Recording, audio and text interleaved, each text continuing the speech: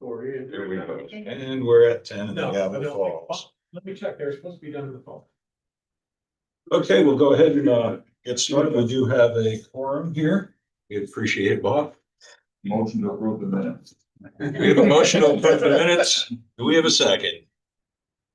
Good. We have a second from John. Okay, that discussion, no omissions, no errors. Okay. With that, all in favor? Aye. All opposed? Okay. With that, turn it over to IT department. Good morning, everyone. Good morning, Mark.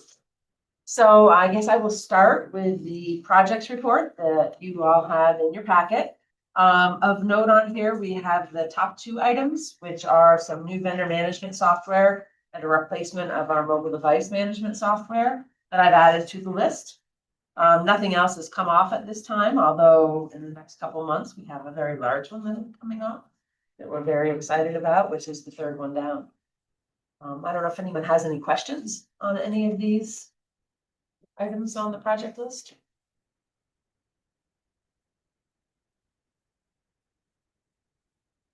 For anybody new that's here, I just want to kind of let everybody know that for the project list, I do put on bigger projects and kind of a high level of projects. These are not all encompassing of all the things we have going on in IT, but these are the things that will take up a lot of resources.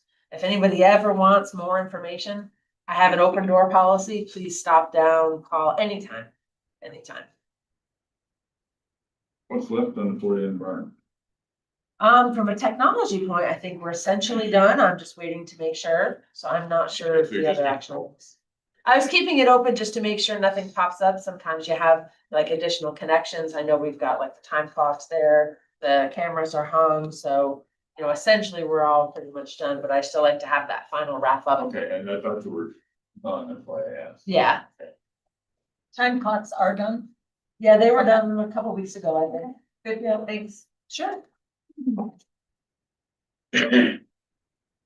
Okay, next report that I have is our annual ticketing report. So this is an annual number. I'd like to pull that out at the beginning of the year, just to give everybody kind of an idea of the things that we worked on, you know, how kind of the percentage of technical work that we've done per department. I do want to make sure that you all know this is not all encompassing of everything that we do. These are technical, this is technical work. There's a lot of administrative work and then a lot of the work that we do from a higher level, like Mike, myself, and Ryan, may not always be reflected in the ticketing reports because they're not tickets. You know, we work in a little different fashion. But this will give you a good idea of how the technical help is spread out. Any questions on this report? DSS and sheriff, is that primarily because of higher usage or did they undergo some sort of upgrades in the past year that took took so much effort? Yeah, so no, those are our two largest departments. The sheriff with a little over 113-ish computers. And the social services is also around 150-ish workstations down there. So they're just. So it's a reflection of usage. Yep. I don't remember putting out alternative sentencing in the youth bureau. Monthly isn't went up, that looks like pretty high total. Yeah, so alternative sentencing in youth bureau tends to be a little high, even for a small department, because they have a custom piece of software. And so one of our computer programmers spends a lot of time doing stuff for them over there. Yeah, you do with the monitor, bracelets or anything. No, It's not easy. no. Okay. And the last report that I have is the cybersecurity. This is an annual report that Ryan put together. He intended to be here to present this to you folks today, but unfortunately his child is ill. And so he is working remote to take care of him. So he's not going to be able to be here to present. I'd like to extend the offer to have him come back like next month. Please. And be able to do a quick presentation for you all. And I think that would be really helpful. I feel we've made really good progress each year on our cybersecurity program, and that it continues to grow and expand as we work very hard to change the culture and create, you know, a positive cybersecurity culture within our environment, build our human firewall, as I like to call it, to help keep us all protected. I don't know if anyone has any questions on these particular numbers. or the report that we have listed here? I just got a small question. August, September and October, about the fishing stats. Yep. Is there some reason why that are the only 3 months That are down more? They're not, I don't think they're too much lower, although they do look a little bit. I don't have a good answer for you on that. Maybe hackers take vacations too. Right. Seems like they might, maybe hunting a little bit. Right. Yeah. Yeah, they may be out, yep. Maybe Brian's hunting, he's not. Yeah. I always get concerned when John wants to talk about fishing. Oh, Right. I think that it bears mentioning that you and Ryan have both focused on the human firewall a lot. And that was exactly what was needed for the county. So I think that example kind of indicates that you've been right on that approach to things. Yeah, we had talked about possibly mentioning that in here, but you had also said that one really wasn't so much of an IT issue, so much as a Board of Finance, I guess, as far as someone cut a payment that just turned out not to be legitimate, so. Right. Yeah, there's all kinds of scams and, not all of them come through email or cyber channels, but they still, are scams that are out there. We don't have a lot of control over text messages that come through or phone calls that come through, or even people that walk through the door or tailgate or any number of things. But they're all things to be aware of because they're all risks to our environment and to our And I think it's information. really good though. Keeping that in the forefront though. Well, thank you. That is definitely our goal. She's embarrassed me at least once in front of my keyboard with these, the kind of fake virus proofing and that sort of thing. Oh, no. Yeah, at least once you got me, but you know what? I've been vigilant ever since. So Well, that's- there should never be an embarrassment because there's no problem with, that's how we learn. That's how we all learn and that's why we do it. Yep, You we know, gotta reach so- on top of the stove and get burned every now and then. It Every really does now- reinforce the lesson. Okay, anything else? So you're looking at Brian next time. Yes, if that's all right. Another question for. When the grants came out for the cybersecurity software for the towns. Yep. When was the award date of For the MFA grant, the software? so for multi-factor authentication, they are offering the program. I'm not 100% sure when they're going to reward that or award that.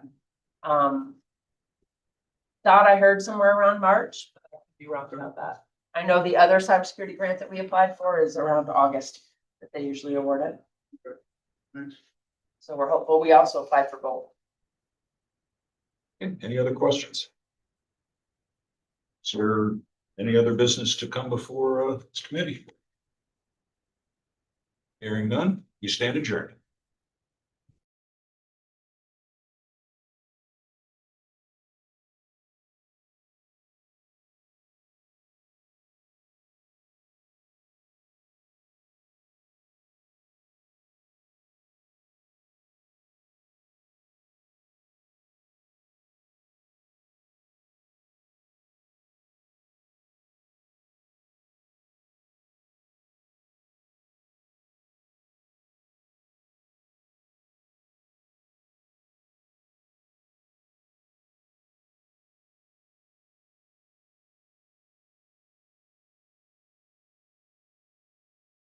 For the January 20th government op meeting.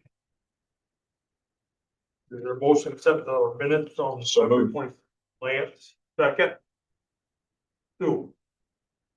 Any discussion? Motion carries. Okay, Matt, you wanna come up?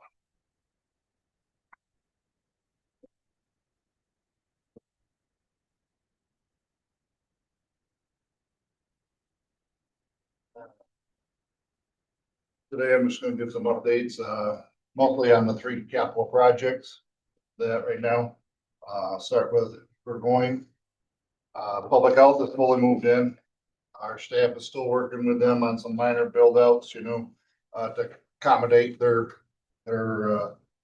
operations over there, just little things, this and that. I think the biggest thing left is, some blinds for the windows. Well, they're not blind, we don't have blinds up yet, but, other than that, guys are getting stuff done, and Tina seems to be, pretty happy with her new digs. I'm working personally on getting the contract documents closed out, so some of it, I'm just waiting for what they owe us as, as far as the, gas bills and all the materials and warranties and everything has to come before I can sign off on the final approval to close out the contracts. I can confidently say that we came in for the whole project under budget, so that's a good, thing. I've talked to Al, I've talked to Becky both, so I'm pretty confident in that. To say that we did come in under budget. So, How much? well, to be determined, but it's around 20,000 ever. For a remodel, that's better than. Way over. That's Yeah, exactly right. well, yeah, for a remodel that had a lot of unknowns and, asbestos issues that we did and everything else, it came in pretty good. And out of, I don't have, actually I do have the number, but, that's a pretty close percentage, to what we did for. So I'm happy with that. But I think, Matt, that you're to be commended for a lot of that too, because you had some creative solutions where you used our own county workforces instead of the contractors to really save on some of that money that would have been spent out to the contractor. So I appreciate you thinking outside the box and new ways of doing things. I do have a number, that I can tell you, that I should, I'll just keep it for my own self there, but probably we're close to, with my labor saving around $250,000 on the project. Yeah, it was substantial. So between our labor that we put in over the winter last year, it has created a little bit of rift because we get behind on other projects that people see us doing daily, around this building and other buildings because our staff has been, used up doing, that work over there. But, I think we got big shoulders. We're able to handle the stuff and now it's a new year and we're not really slowing down because we have two other that we're putting some labor into, but we are starting to get back to some projects around here, Gaining ground. we're gaining a little bit of ground. We did have a tough budget season, we'll say that, so Yeah. I don't know how quick we're gonna gain it this year, but we're gonna try. Anything else, questions for Burgoyne? Okay, move on to Middle Falls. DPW is fully operating right now, out of that location. The major, one last wheel project that has to be finished, will be by the end of the week, and that's just a sprinkler system that needs to be brought online. Everything's installed, but just have to have all the appropriate contractors there to certify it. I'll have a date at the end of the week with them. Other than that, there's, we could get in the same thing. My guys are, down there working with their staff. I've been down there working with their staff, with some of their concerns, big project. And as they move in and use it, they have some stuff, some concerns, and we're working with them to get it up and going. We just had to make some adjustments to the water pressure, but I was down there personally for, I don't know, a couple half days last week, and we had everything working pretty good. There is, like I said, there's small stuff to finish up. And then on my end, which is more time, is really, same thing, getting the contractors to close out documents, the as-bills, getting everything so I can close out the contract, so I can close out the capital project. They'll start coming in now too, right?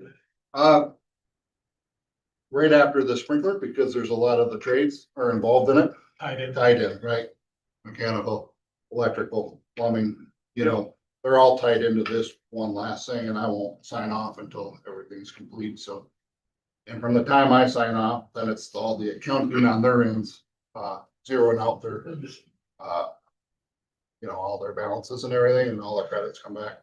So again, that one is, significantly under budget. I'm confident to say that also, so we did not have a lot of true setbacks on that project. Just remember, you told us that that would happen when we moved the money out of contingency to fund. Yeah. The lines that you did with your own staff and everything. You had told us that when it was done, that money would be replenished. Yep. And it's a matter of just getting it done. I mean, it takes some time on my end, because I need to make sure you're talking, But it's nice when a plan comes together, man. yeah. It takes some time to close out those contracts and make sure I have everything from valve schedules to as-built drawings. Like, I need to make sure it's all there before I can sign on, to say, send your last thing. And I'm sitting there looking, I know the work is done, so I know how much of the allowance that we didn't use. So I have that sitting right there. I'm anxious to tell you that number too, but because I know we're not doing any more work, so we're not diving into it. So it's just sitting there waiting to come back, but we can't do that until we close out the contracts. And that just, takes some time. That's all. It's a lot of paperwork and a lot of stuff to go through and make sure we're all on the same page. But I have been doing it right along, so I do know that my numbers are the same as the contractors, and I've worked with Al. And we're right there, so everything. Pretty confident. How are the trades down in Middle Falls to work with? The trades down there were good to work with. There was a couple subs that are a little rough, but that's part of the business, but for the most part, the trades down there, they did their job. You didn't have to babysit them every hour of every day. They did what they were supposed to. They did what they were contracted. As most of you know, Fort Ann is a little different experience, but needless to say, there's problems throughout a job like that, of that magnitude, and you just have to, be there to stand, like I'm there to stand up for the county to make sure that we're not taking advantage of, that nobody's charging anything more. And doesn't matter if they're good or bad, that's part of business, You and had that takes a lot. three major projects at the same time. So. Anyway, any questions on Middle Falls? Any concerns or questions? Okay. Move on to Fort Ann. Obviously, everybody that's here probably knows Fort Ann's been a little longer journey to get to where we're going, but I can assure you that we're still not in a terrible spot. Could it be better? Yes. Could it have been easier to get there? Yes. Is there more change orders in Fort Ann than anywhere else? Yes. But we're getting there, and we're gonna have the building when we're done, and we're working on it. So right now, both the county and the town are operational. The new building. My staff and myself have been working with both of them to go over same idea, moved in, what do we need, what doesn't work, what does work. Thing with Fort Ann that's a little different is we're gonna demo those two old buildings after that were in really terrible shape, so we made the decision to move in because the new building, even though it's not completed, is still much easier to work out of, much better to work out of than what the old buildings were. And we have saved some money by being able to shut down those old buildings for both the town and the county. The sooner we get them shut down, the expense of running those buildings. I've been working with Mike Grasso, which is the town of Fort Ann's insurance agents, and through our agreement with the town of Fort Ann, they'll be the ones that are insuring the building itself and the property. We do have insurance on all our stuff that's in it, the trucks and anything that's the Washington counties, that's not the towns, the county will have insurance on that. We also have, a liability insurance through ours, and we'll have a hold harmless with them, which was part of that original MOU that was signed. But if they need another one, I know Dan and Jeff will work on creating a new one for the insurance. But So we should be coming down the home stretch on that. Major project that's not done up there right now is the sprinkler system, and that's due to the water pressure. So the elevation that our new building is at is pretty level with the town's gravity system. And when it's full, we kind of get better pressure. Well, when it's not quite full, the pressure on our building's going down. I met with the engineer last week that's coming up with a solution for this. That affects both the sprinkler system and the potable water. The potable water, both of them are actually, we believe, are gonna be a little easier fixes than what we had hoped, because we already have 20 pounds. We only need to boost it so much. It's not like we're starting with zero. And we also have plenty of water flow there. So there's plenty of water sitting there to use. It's just, we have to be able to boost it to make the operating systems work better. I think the way this is gonna work is he's gonna spec out both the sprinkler system as out of our, that's gonna be on the plumber to do that. It's gonna be a change order. Because the one thing that's a deal with the water pressure is it's always been that way. So whether we knew about it 6 months ago or a year ago, there was still a shortage of water, to the building. So it would have been a change order 6 months ago or not. So probably by next month, I'll have some numbers. I do plan on doing the potable water in it also. I'll have them design it and I'll have my crew install the potable water booster pump, which will save us some money. We're capable of doing that. The sprinkler system. Will that be a booster pump also? Yeah, both of them will be, but they have to boost them separate. So, but the potable water, that's something we're capable of doing in-house. How do you test the booster pump for the sprinkler system? It's not like you're gonna run the sprinkler. Oh, no, so what there is picture that long building, Yeah. your top of your sprinkler systems, our building was 34 feet high. Down at the far end of the building, there's a pipe that goes up and it actually goes down and goes outside. And that one's on a valve. Check it that Right, way. you Okay. basically, you run it and you're doing a flow test there and a pressure test there, which, so right now, we fill the system all the way up on a normal day. So on a normal day, the system fills right to the sprinkler heads and it stops at that level. Really? Yep, the gallons will go out, but you can't get the pressure because it won't. So I did all the math and I actually GPS the tower, went up there, measured it. I know the height, off a topo and my GPS versus our building's finished floor level is 209. The building's 34. I know we're sitting there level with the water source. So, and I reversed it too from where they took their test earlier in the year. The thing is, you will go up there one day and the pressure will be a little higher.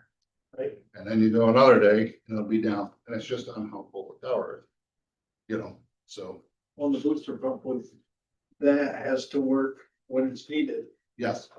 Well, So you gotta be able to- it's probably gonna be electric, which will run by the standby generator. So that's how that's gonna work, which, knock on wood, it looks like, because we'll be able to get out of using a diesel generator pump. Get our diesel pump because we have that standby generator, so, that will be able to handle the pump. So there was some good news with that. The bad news is it will be a change order, and I don't know how much yet. The second major issue up there is the fuel system. So we're still using our old fuel system.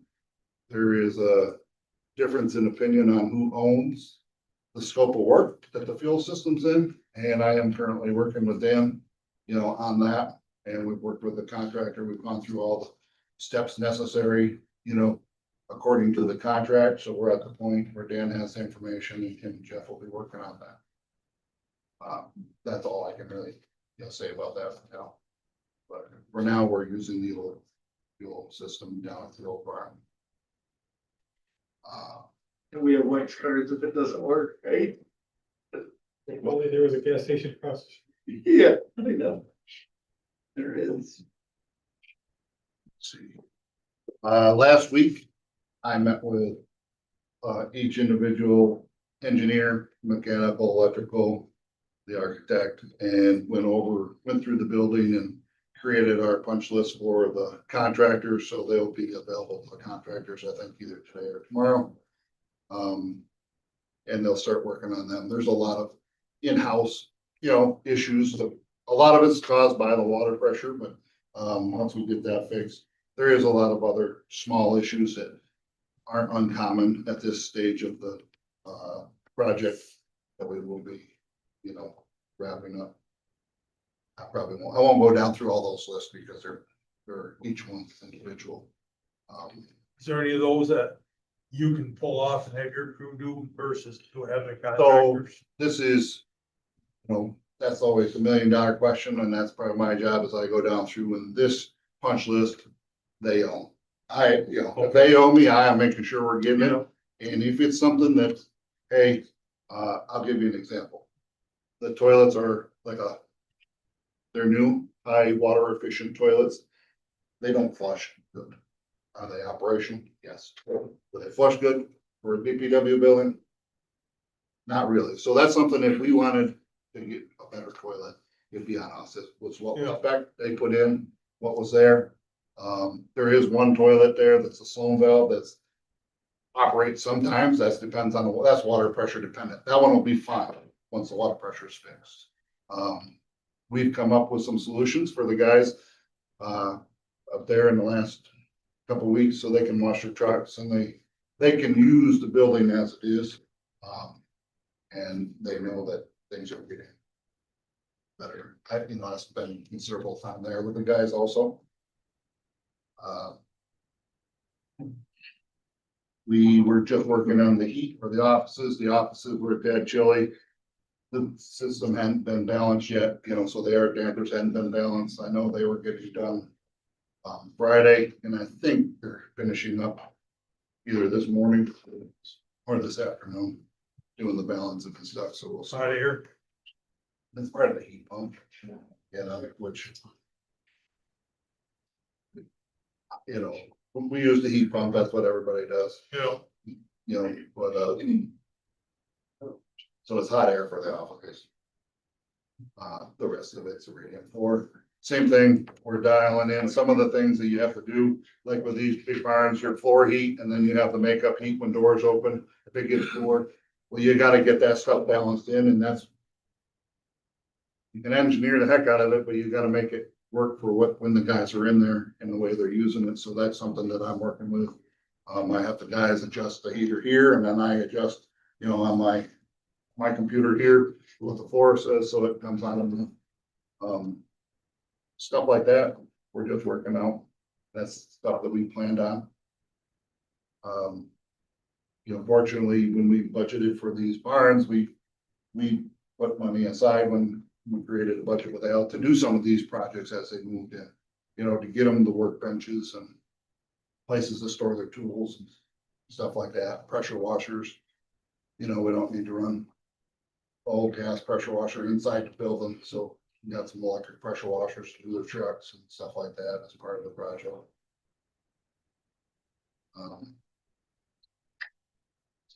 No, some bad handwriting, but is there any other questions on 4 That's a serious question. Does that affect Port Ann's water? No. Because it was already being used before in their old barn. So you mean the rest of the village? No, their water supply to the village is unaffected by this. We don't really have that much of a, it's a lot for one building, but it's really not a lot for the system. It's not like we're the major user. I do know that DPW had talked to the village already about maybe moving a brine operation up there and an additional, 600,000 gallons of water a year. And they said that wouldn't be a problem. Or you would know it, if there's a fire and the fire company's pulling off the water below, that would really hurt you guys up on the hill. Well, As it pulls that tank down, your level's coming down. yes, but with our booster pump, there's a big safety net here now, and that booster pump will be. Okay, because the amount of flow You know, I know this is getting into the weeds, but the amount of flow is fine. It's just the pressure, you know, that it comes in at. But Dave, Any idea where we're coming in budget wise for you? we're still under budget. And I assume that we're gonna have the change orders here for the water, and I believe we're still gonna be able to keep it within budget, you know, even with that change order. So I don't know what that change order is yet, but I'm pretty confident right now we're still in good shape in Fort Ann, which is you know, that's a feat that I've never had to pull off before in all my professional career. This is a little different, but we'll keep working at it. We keep, you know, most of it's just really holding our ground, and it's having somebody to hold our ground and not budge. And sometimes it creates hard feelings, and sometimes you have to wait for something to get done because you have to go through the process, the correct process to do it first. You know, there's a big contract that Dan looks at, and I know the chairman signed when we started this, and it spells out how every conflict, there's a way, you know, you go down through and you can't skip steps. Otherwise you're breaching your own contract to do it. So you have to go through these steps, and you know, patience is a virtue with these contractors, you know. Well, you do have to get rigid sometimes. You know, man. Been there. Yeah, so I do have, for both of these projects, I have a change order for both the Fort Ann and Middle Falls for the construction management. And basically what they are is, you know, our project's extended. So the construction management went longer, and so they kept on. I brought it up, I think I looked in the minutes, it was in September or August or something that we were gonna be expecting this coming. And it was budget season and we just did not talk about it since. So now that budget's over and we're into the new year, I need to bring them up. And both of these are covered within the budget. In the numbers that I've already ran, these are there because I put them in as a placeholder way back when that we were gonna need to go over. And this is a placeholder. Middle Falls, it's not so much the construction management, it's the SWEP and stuff that we did, like over at Burgoyne, the same thing. It's an unknown number. They give us an estimate of what it's gonna cost, but a SWEP is your stormwater protection inspections. And they last as long as your project, and they also, you have to meet certain requirements before you can stop them. So, and one SWEP inspection might lead to 2 more that week. So you don't ever have you don't know how many you're gonna get, and Not a set number. it's not a set number. And what happened was LaBella was billing them right out of their original contract. And we didn't have that number in their original contract. We just put it as a placeholder in our budget. So both of these, for Fort Ann and Middle Falls, we're gonna ask for change orders for LaBella's contract, but it won't affect the total, you know, of our budget, because both projects can handle these change orders. They're there, they're just not in their contract. I need to put that much money in their contract to pay for it. But it's always, it was already budgeted in the budget. Like when I said, you know, Fort Ann's project was 10,650,000. Let's just say the number. I said, oh, SWEP inspections are gonna be 75,000. Engineering is X amount. So that was part of that number, but in order to pay them, we gotta put that number in their contract, or else Becky and now can't pay them. So, so town of Fort Ann's DPW building, the change order for LaBella's contractor would be 50,000. And for the Middle Falls facility would be 35,000. So I think I probably need separate resolutions right now. What's this, for the finance? Should just be right to the board, because it's just authorizing the chairman to sign. There's no budget impact. Okay.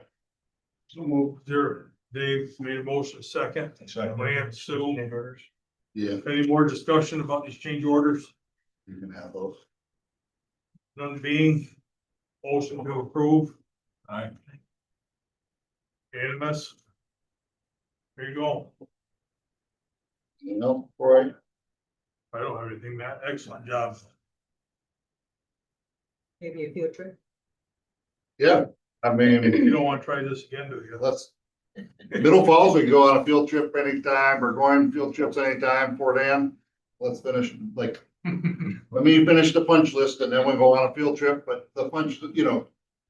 If I was bringing up now, you're gonna say, well, what about this, what about this? Well, it's already, you know. It's worrying about something that's already being taken care of, so we'll plan on a field trip and it won't be long, but.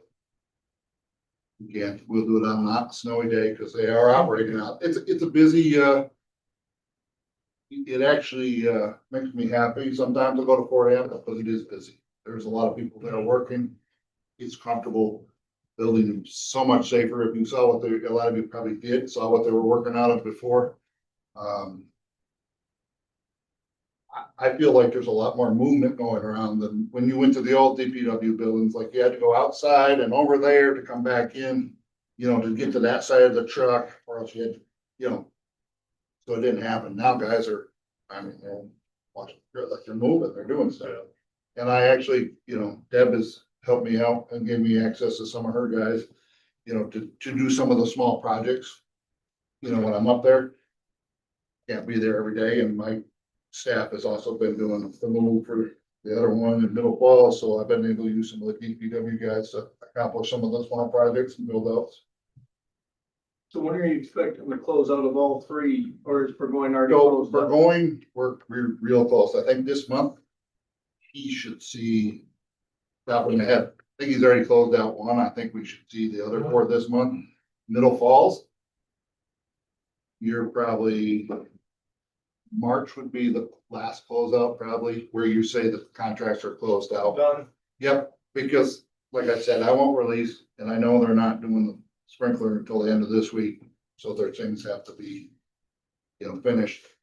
And then our last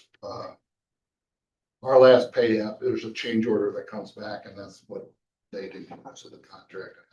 But Al can close out that. And then Fort Ann.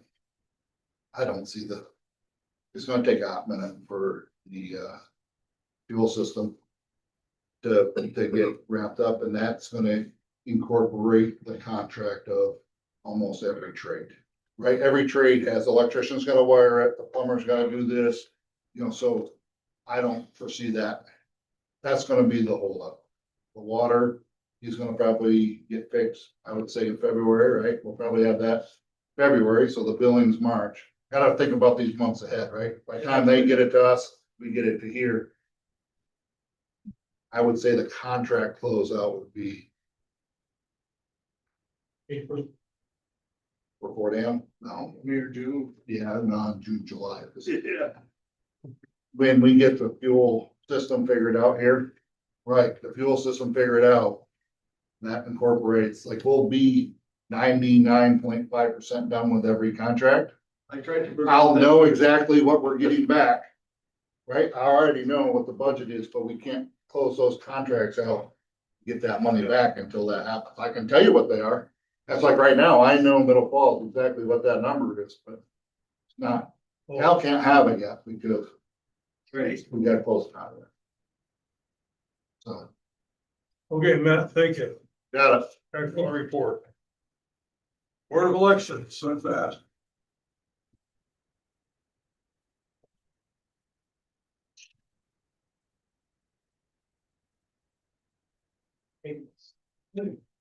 Morning, Stacy. Good morning. What do we have? So we have a carryover refund from on our e-poll grant. Last year, we bought a prepaid plan for cellular service. We've switched to a more financially better plan. We have a refund of $8,216. Carry over to 26 on phone line to cover the cost of cellular this year. Got a motion? So moved. And second. Go ahead.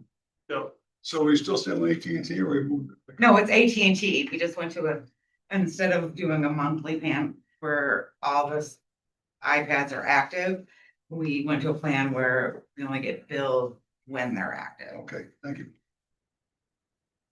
anything, So. Trying to understand this one. Is it part of the grant? So we did a prepaid plan. When we got the cellular under the ePool grant. Okay. And then we've switched the plan through AT&T. Okay. And they issued us a refund from prepaid.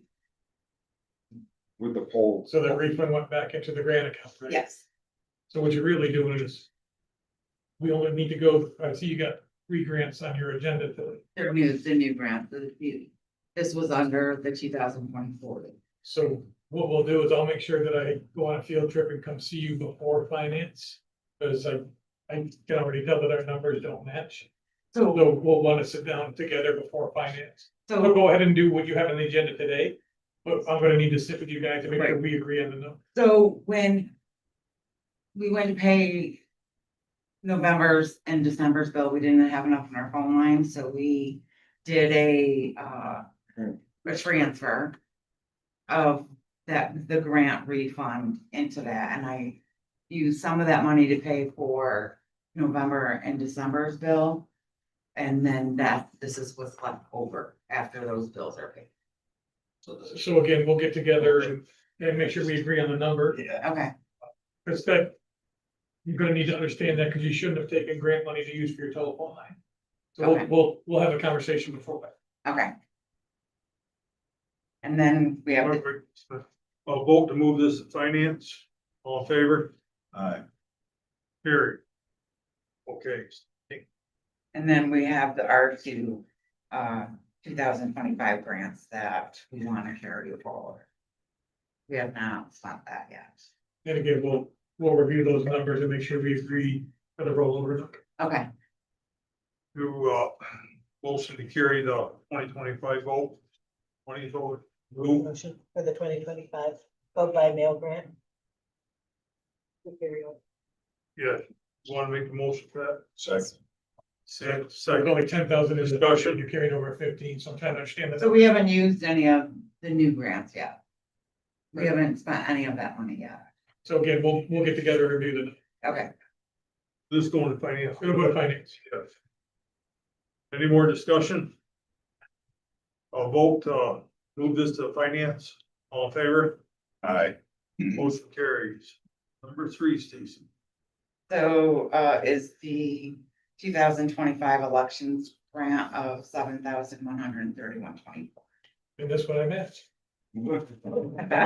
Finance. Say, made the motion, say a second, any more discussion? All those in favor, Aye. Aye. motion carried. Thanks, guys. So do you want to bring up that at all? No, it's just the, the even year down there, it's all the supervisors are up, other than Putnam. And then there's a few 2-year terms that are gonna be up.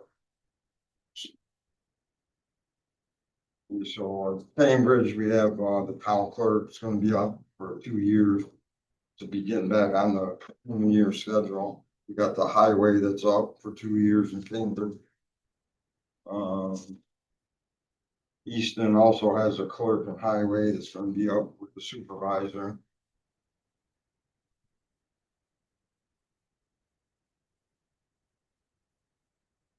Just a few towns of, Hebron, we have a clerk in highway that's up with supervisor. Jackson, we have a clerk, and then that's gonna be an unexpired term with the council unexpired because they resigned in the middle of their term.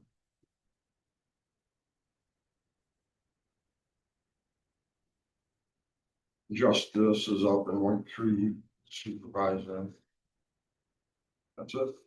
So it's all the town supervisors except for Except Putnam, Putnam. that have 1-year Yeah, term. and then and the- running. yeah, for their 2 year to get into the, so forth. Right, Thank you. Yes, in 2027 for the countywide. The countywide in 27. Will myself and the coroners be 3 years and the sheriff and clerk be 4? Because those two are, those two Counties, some, yeah. So the sheriff and clerk, they couldn't change because they were constitutional, right? Yeah, there's, But myself and the coroners would be a 3-pot. I believe so, that's all the kind of cheat sheet. I know, cause there's with the county, with the treasurer, and so it's different than a couple of other counties. Sounds like fun. Yeah. Oh, that's. So like all only the supervisor. Yeah, Whitehall is just the supervisor Then that would be for. for 2 years, get you back on the union schedule. Wow. That's it. Okay, thank you. Thank you. Lisa.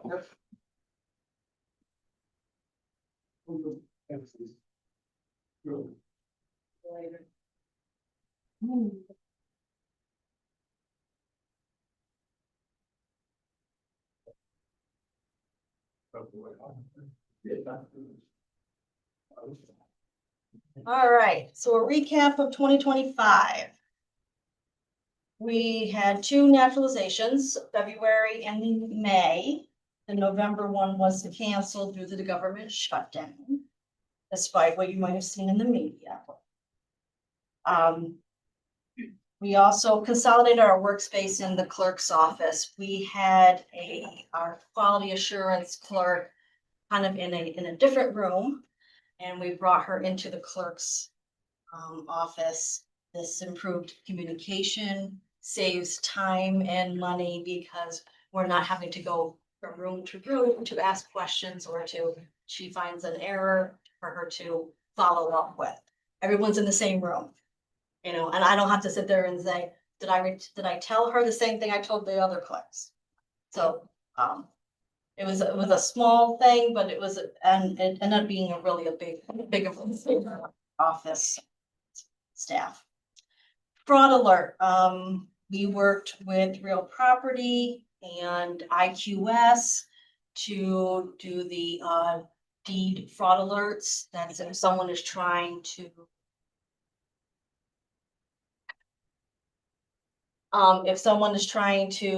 take the deed to your property without your permission, that you can sign up for a free service through IQS, and they can alert you if someone is trying to. Have you had a lot of success with that program? Yes, the people like it, especially our seniors. I think AARP and some of the other senior programs did a big media blitz and were warning people. We also put on our website about passport fraud, and I'm glad that this meeting is today, because there are companies that are charging you upwards of $150 to give you the application for a passport and to fill it out for you. So I'm not a cybersecurity expert, but I think everyone would love to know what your mother's maiden name is. And you're giving that information freely, and you're paying $150 for an application that we give you for free. So please, no one should be, we don't care if you're renewing or doing a new passport. We will help you. We look over renewals. We don't do a whole lot with renewals except for taking the picture. But please do not give your money to anybody but the US Department of State. That's who issues passports. Okay. Also, there's another fraud that goes out, and I'll update our website on this one, is people who just buy property. So a company will get you a copy of your deed for $100 or $200. What we charge is 65 cents a copy, which is about $1.95 or $2.60. They are getting hundreds of dollars. So. Why didn't I think of that scam? So please beware. We don't mind the phone calls, but that's what we're here for. Call us if it sounds like exorbitant amount. It probably is. Easy passes, we're doing great with those. We, we're on 8 or 9. Passports have increased due to the regulations, and we'll talk about that a little bit later. But, just the passport photos, we did $2,100 in sales in 2025. We did increase the committee, increased from $10 to $12 in October, and it hasn't really stopped anybody. Somebody came in the other day and they had spent $25 at Staples to get passport photos. So again, we're trying to help you, make your money stretch a little farther. We've prepped about hundreds of boxes this year for the scanning projects. Hudson Falls Police, Real Property, District Attorney's Office, and the Sheriff's Department. We worked a little bit on our map room down in the records room, and we're working on the records room as well to try to consolidate and make sure that we have accessible to the public what they're entitled to see and certain things they are not entitled to see, like veterans records, oaths of office are not for the public. We did several presentations by our archivists and the historians throughout the county. Both departments also have Facebook sites that they update weekly. We worked with child support to assist with their state audit, and we created a master list for them of all their files. We actually brought upwards of 300 boxes from our archives to the records room and sorted them for them. We've emptied Olive Street House. This is working through with the Sheriff's Department, what their needs were. And we thank Buildings and Grounds because they did the heavy lifting. We've also just completed emptying out the Salem substation of all those records from the Salem courthouse. That was just completed, and again, that's working with the Sheriff's Department, and again, Buildings and Grounds is the ones who did the heavy lifting. Motor vehicle, we went through the real ID deadline of May 7th, 2025. We are up we did 14,000 more transactions this past year than the year prior. And our revenue was up 124,000 from last year, which was up 115 from the previous year. So so if you do the math, 239, we're up $239,000 from 2023's revenue. The clerk's office is also up over 100,000 in revenue, and we're still waiting for some money to come in. Slacker. Yeah. For 2026, we have naturalizations March 13th. This is a change from February 13th. So March 13th, May 8th, and November 13th. We have 3 different judges presiding. We have Judge Hogan on the 13th of March. We have Judge, I believe it's Lewis. Is it Lewis Ellis? Frank Ellis from Franklin County. And November 13 will be Judge Afferdu. We have given a list to Buildings and Grounds of some updates needed in our offices. We are going to continue to work with the Sheriff's office and some other departments. We will be applying for the grant again this year. Don't know how successful we'll be, but our target's going to be the Sheriff's office. I have email out to Fort Edward Supervisor and their mayor to talk about the Fort Edward Police Department's records and helping the Fort Edward clerks with their vital records. And we have aperture cards that were not successful in the grant this year that we still need to help get for real property. We are going to have summer hours from April to the end of September, Thursdays till 6 o'clock. And we already started this year opening up at 7:30 a.m. on Mondays and Fridays, except holidays, in our DMV only. We have upcoming deadlines again. DMV has February first is another deadline because the airlines can charge you now $45 each way if you don't have a real ID, an enhanced driver's license, or a valid passport for domestic travel. Surrogate Court, we're moving their files down to archives. We actually worked on that on Friday. And we are working with DSS again to have temporary assistant. We have like a contract with them. Internal contract, it's not like a thing, but we do help, we will be willing to take TA workers to come and help prep boxes for scanning. Otherwise, it's probably me is doing it. You might have seen the release. We have February 13th. Coming up at DMV, they are changing over their systems. I went down to White Creek the other night, told them the wonderful news. So what will happen is there will be a system-wide shutdown at 2 p.m. on February 13th. That is no in-office, no online. You won't be able to take phone calls, nothing. Everything shuts down. Sweetheart deal.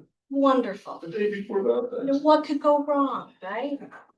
So we have put in place, I have sent out a news release on the DMV on our website here at the county. We are encouraging people to do your renewals, registrations, your driver's license, whatever you're gonna do before that date. We will have staff here late on the 12th to process anything that can be. We will be here on after 2 o'clock on the 13th.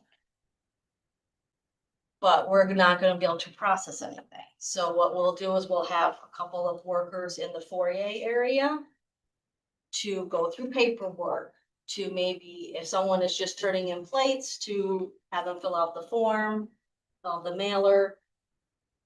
So there's stuff, once the system is back up, they can be processed.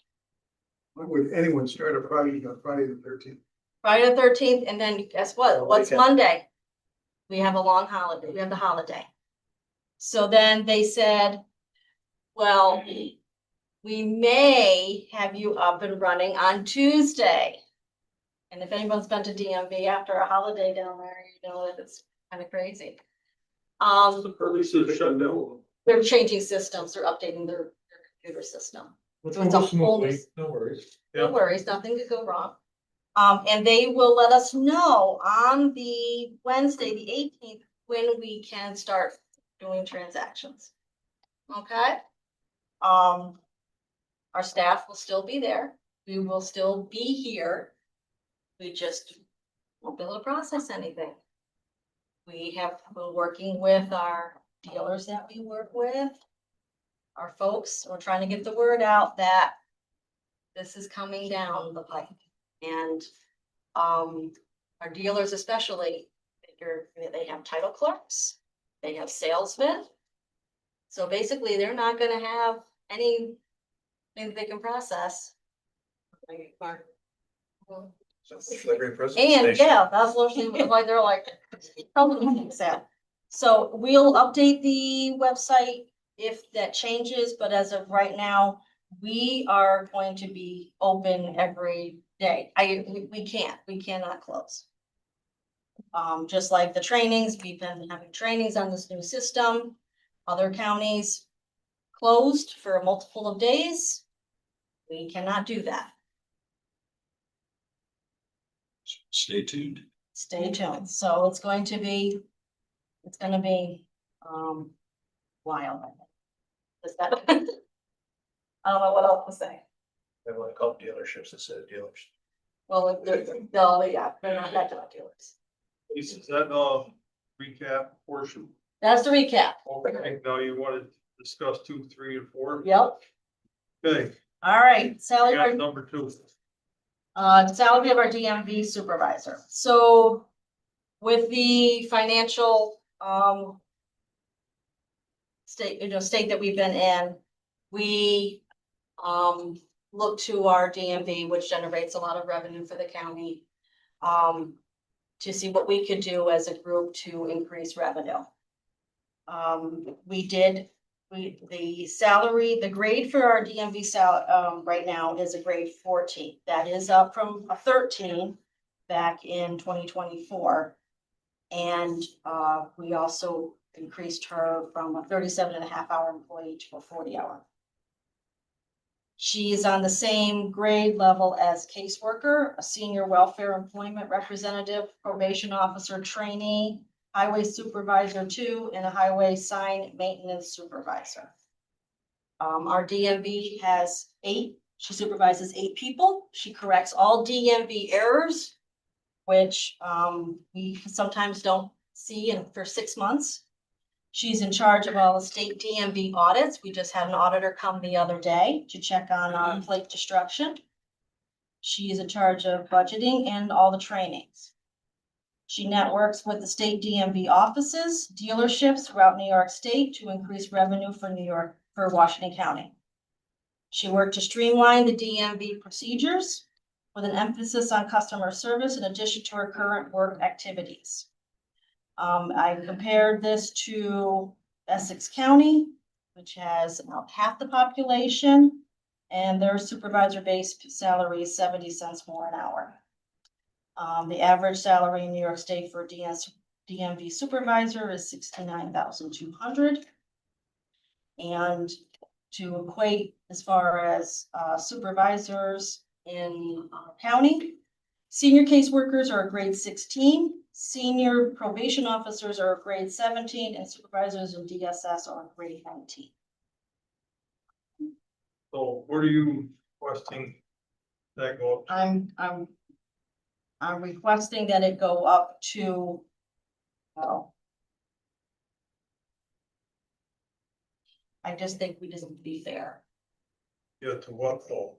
You have a grade to go to? Well, I said that's why I included what the senior caseworker, the senior caseworker, because I was one, is in charge of about 4 or 5 people. He doesn't have to deal with audits and things like that. How much of an increase are we talking?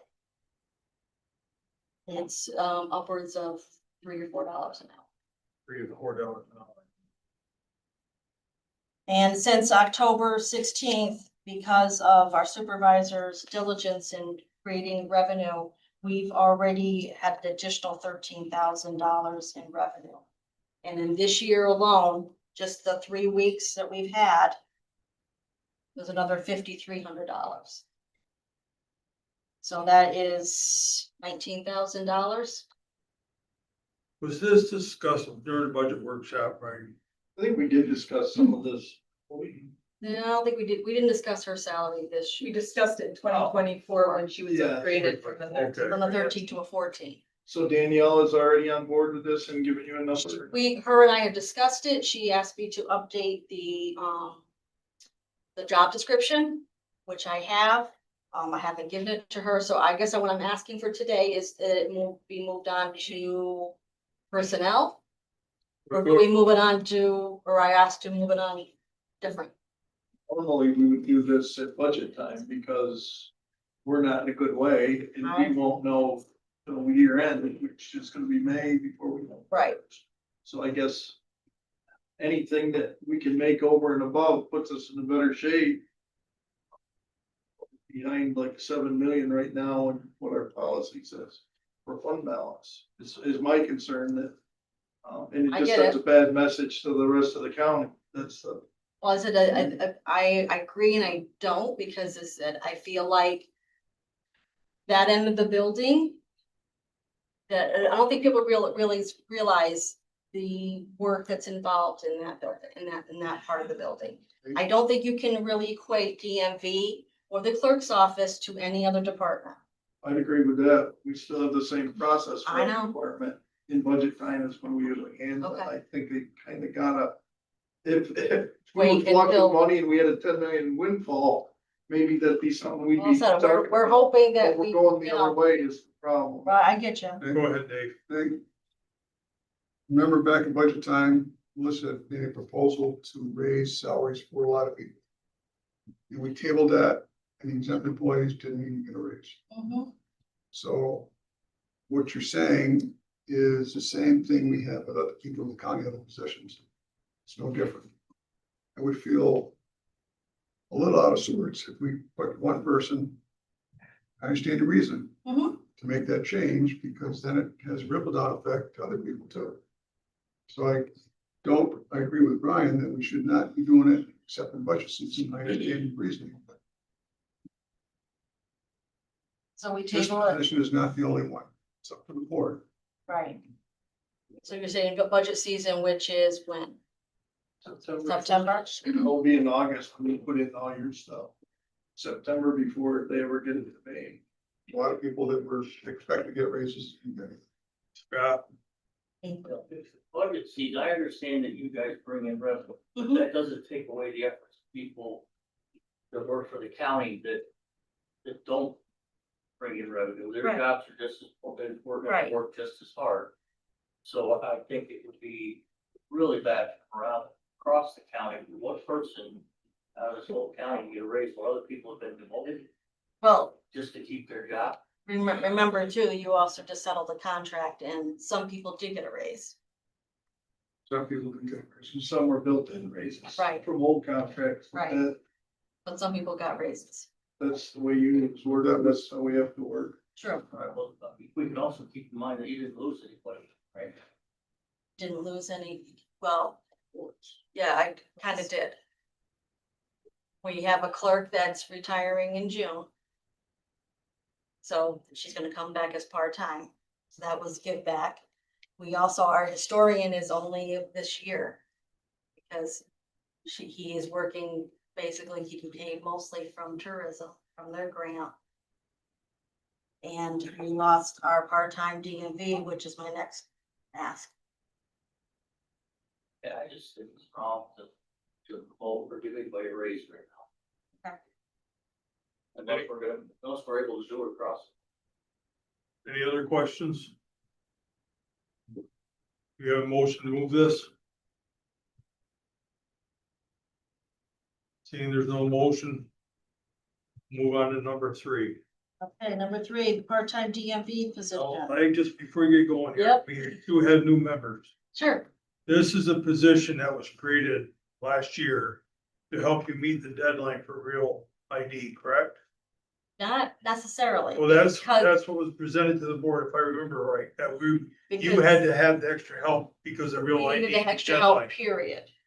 And that was sunsetted at the end of 25. Right, it was. Okay, But we're asking for it again for this reason. You're talking $17,000 a year. The person works 2 days a week. This point would be 48 weeks. We have a new system. We have a young staff. We now have 8 more weeks of vacation that our workers are going to get. We are fielding 800 to 1,000 calls a month. One of the few in the whole state that takes DMV calls. We have increased our office contacts, $14,000. And there's more revenue to be made, but I need to have the staff here to do it. any questions? Did we sunset that position? Yeah, for the end of 25. It's just for that. Any other questions, discussion? Bill, you? Well, this seems like to me that if you put somebody on that makes money for you, it's kind of a wash. Not really, Right. hurting the budget. No, it's not.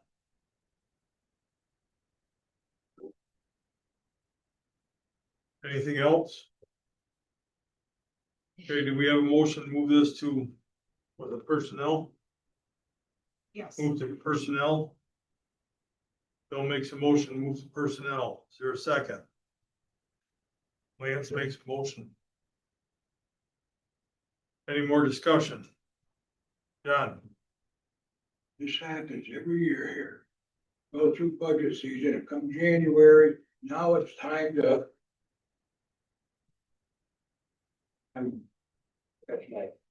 I would say that that would be true if we weren't making money, and we've already made $19,000 between October and now to pay for that. What happens when I have two people out on vacation? Because we now are up to another 8 weeks. And then I have somebody who has a death in the family or has a medical error. The work has to be done. I can't set up a laptop out in the foyer and just, and keep the revenue going as it is. Yeah, I think some of the stuff you're talking about is like, I thought maybe not that frequent. But could be it doesn't happen at all. It happened this year and it's gonna happen again this year. I just got notified today that one of our employees is probably going to be out for a while. All right, so at what point do we bring back the employees and put on the street? We're gonna hire people to fill positions when we've laid people off? I don't agree with that at all. And is that position gonna pay for itself Yes, completely? completely. I said she one of your cheapest employees. She has over 10 years experience in DMV. If I could, as the clerk, process DMV, I'd be there. I'd be doing it. But I can't because I do passports. None of my staff can do that. The only ones who can do it and are trained to do it are the DMV people. It's a specialized department. It takes 3 to 5 years to really get it. I have one employee right now that has more than 5 years experience. But they're all doing the job every day, right? I'm just saying, we're the second committee meeting of the month and talking about adding employee. I know. A part-time. Mr. Rozell, We've cut the, DMV that's going to townships, Yes. down to a couple of townships. Mhm. We extended the hours starting at 7:30 in the morning. Yeah. Which didn't cost us anything. Well, I guess How did with it the cost us anything? personnel that was at, the townships, they can't do any of this work, or What was the question? I'm sorry. the people that were transferred from the people that are not going to the township certain days, you mean the mobile DMV, right? the mobile DMV. Yes. Can't those people go in and do some of that? part-time work? That's talking two people twice a month that we're going to the mobile. So they do the work in the office, because the mobiles, unfortunately, you can't do any license renewals. You can only do registrations, plate surrenders, basic stuff. And the rest of that cost? Yeah, I commend Lisa for thinking outside the box to increase the revenue in the department. There are a couple of things I want to add to the conversation. We had many part-time employees that were removed from the budget in 2026 that we laid off, just to save money. The part that Supervisor O'Brien was referring to, the costs related to opening the building up at 7:30 for DMV 2 days a week. We do expect there to be some overtime costs in buildings and grounds. Matt had made me aware of that when we extended the hours, because that means his people have to come in an hour earlier to clean out that parking lot, in the event of ice or snow. So there could be some cost related to it. But again, I think Lisa's looking outside the box and trying to increase revenue, which is great. On the other hand, we've talked about the part-time position a lot when we did the budget for 2026. Her part-time position, as well as many others that were cut, so. I don't know if you want to revisit that at this point in time in January, but I think if you do approve it, you could be opening up that box for a lot of other departments that did away with their part-time people. Same thing, open the door. Lance, you had a. Yeah, I had a question, just, part-time personnel, how many hours a week is this person? They work 15 hours. 15 hours a week. So there's a significantly less expense, I would assume, for fringe and, benefits and things like that. So I just do want to keep in mind, this isn't the same as replacing a 40-hour-a-week person. And if anything, like you're saying, it's kind of a creative solution to a problem that's gonna be, that we're gonna be facing for, I would say, at least 12 to 24 months. Judging on way the budget discussions went and the way I'm hearing the projections look for next year. Lisa, that you open up at 6:30 in the morning, 7:30. 7:30. How many people coming into that early in the morning? No, I'm saying. Oh, you mean people? Yeah, We've only done Fine. it though, average, maybe, I don't know, 20 people, Today, which is, I mean. before your and it- normal operation. Right. And those people, those three workers that come in at 7:30, they leave it. let's just clarify, you said 20 people a day coming in About, between 7:30 and 8:30. Okay, we have motion on the floor. Move to finance or Personnel. personnel. Can I have a show of hands, all in favor? 1, 2. Nays. 2, 3, 4. Motion does not pass. is there a Number better 4. time for me to bring that back up? Budget Budget time? year-end stuff, Of course, by budget time, it it doesn't do me any good. Year-end stuff's like May, Yeah, and if there's, okay, you know, cause I'll probably bring it back up. again. well, that'll Yeah. give you an idea too of how the flow of, And how the. not just the flow of revenue, but the amount of work that's coming in, that whether you've been able to handle it or not, because I know the way you're getting your revenue, you have to be able to handle that to keep it.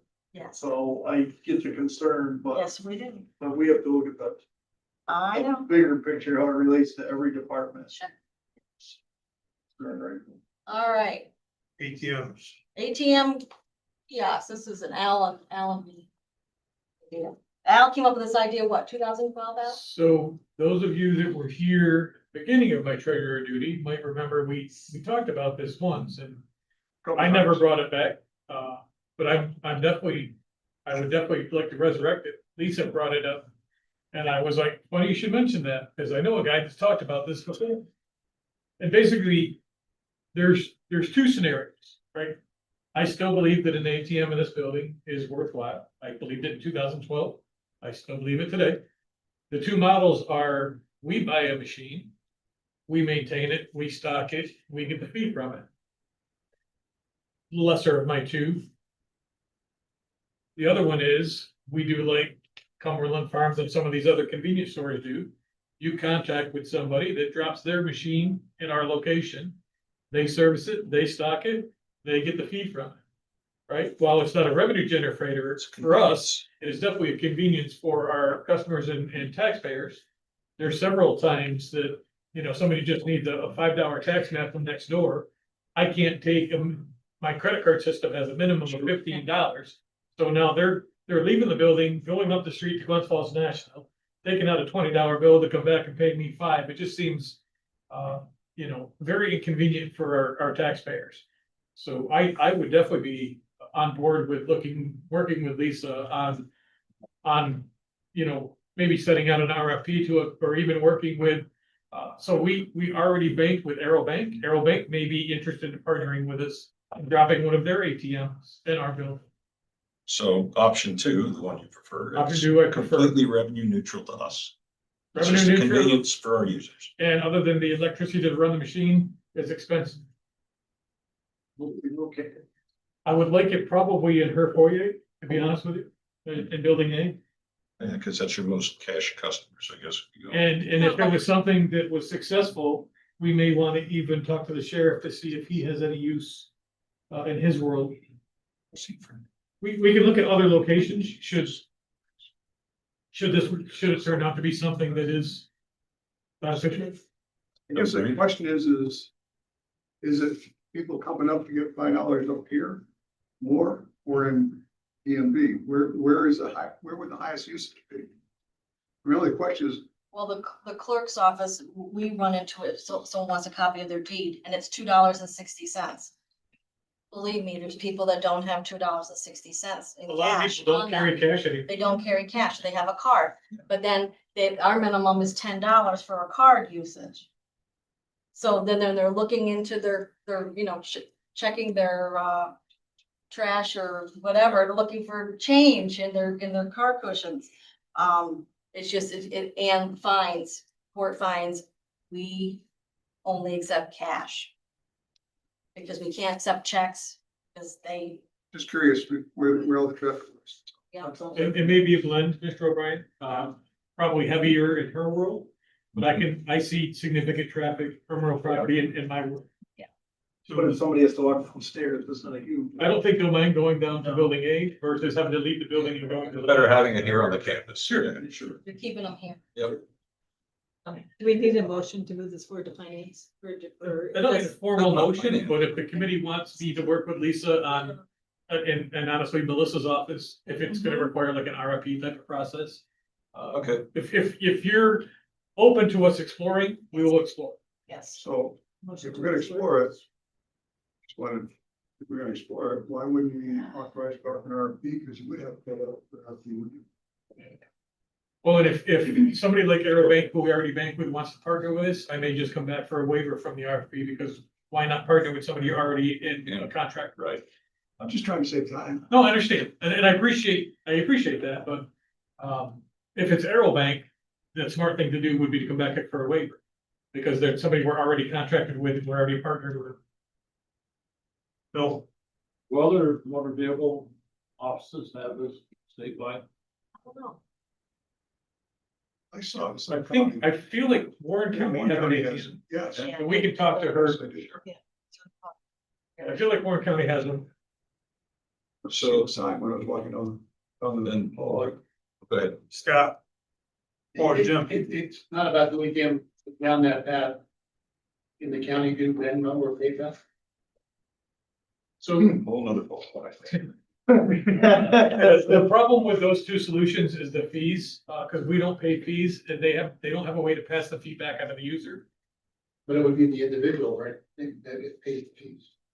If, last time we looked into those solutions, they didn't do that.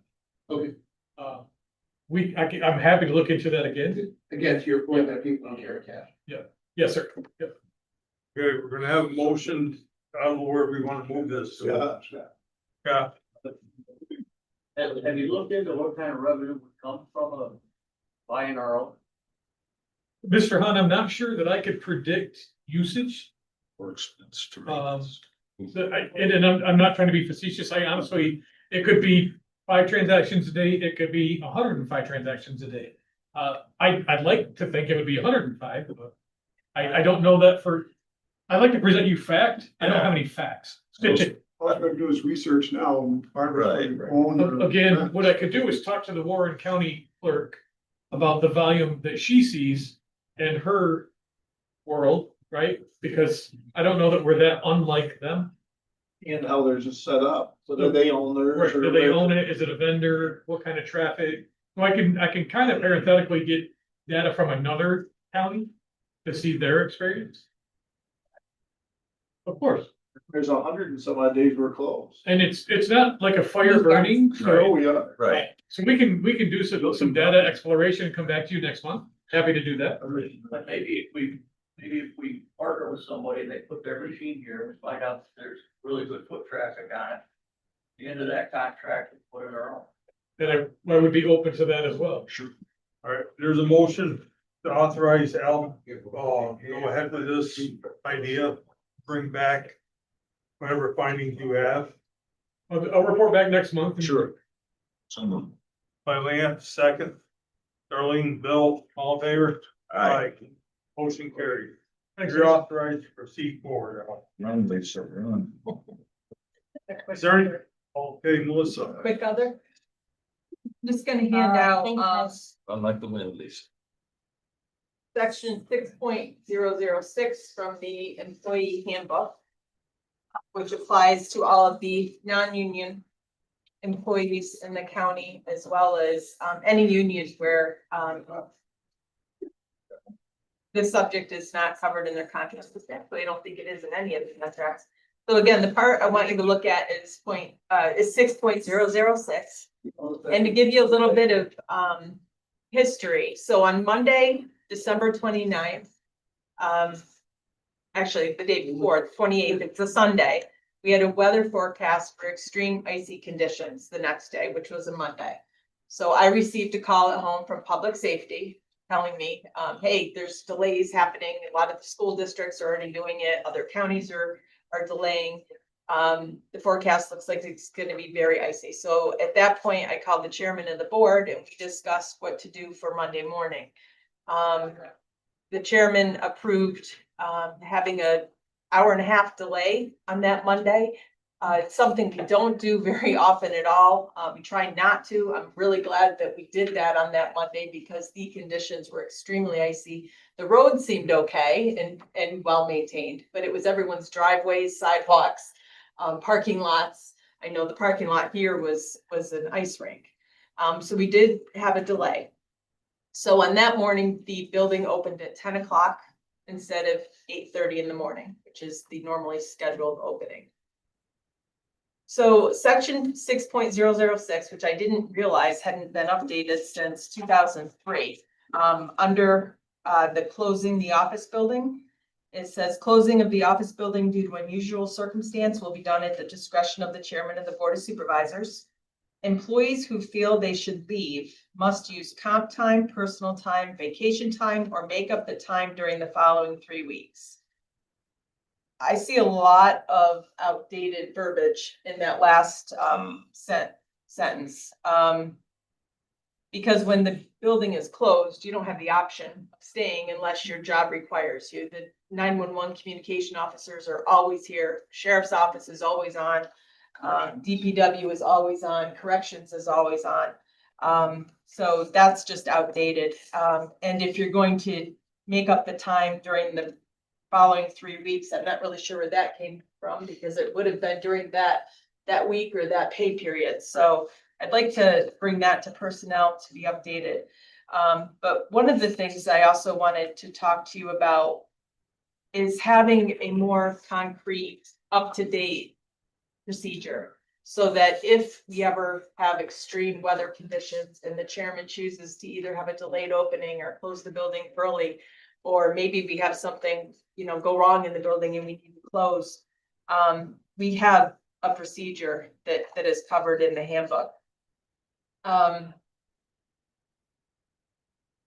Basically what happens now, I think we've only had some kind of, I don't think we've ever had a delay since I've been here. We have closed the building, I think, once, and maybe Yeah, closed early once. I had both.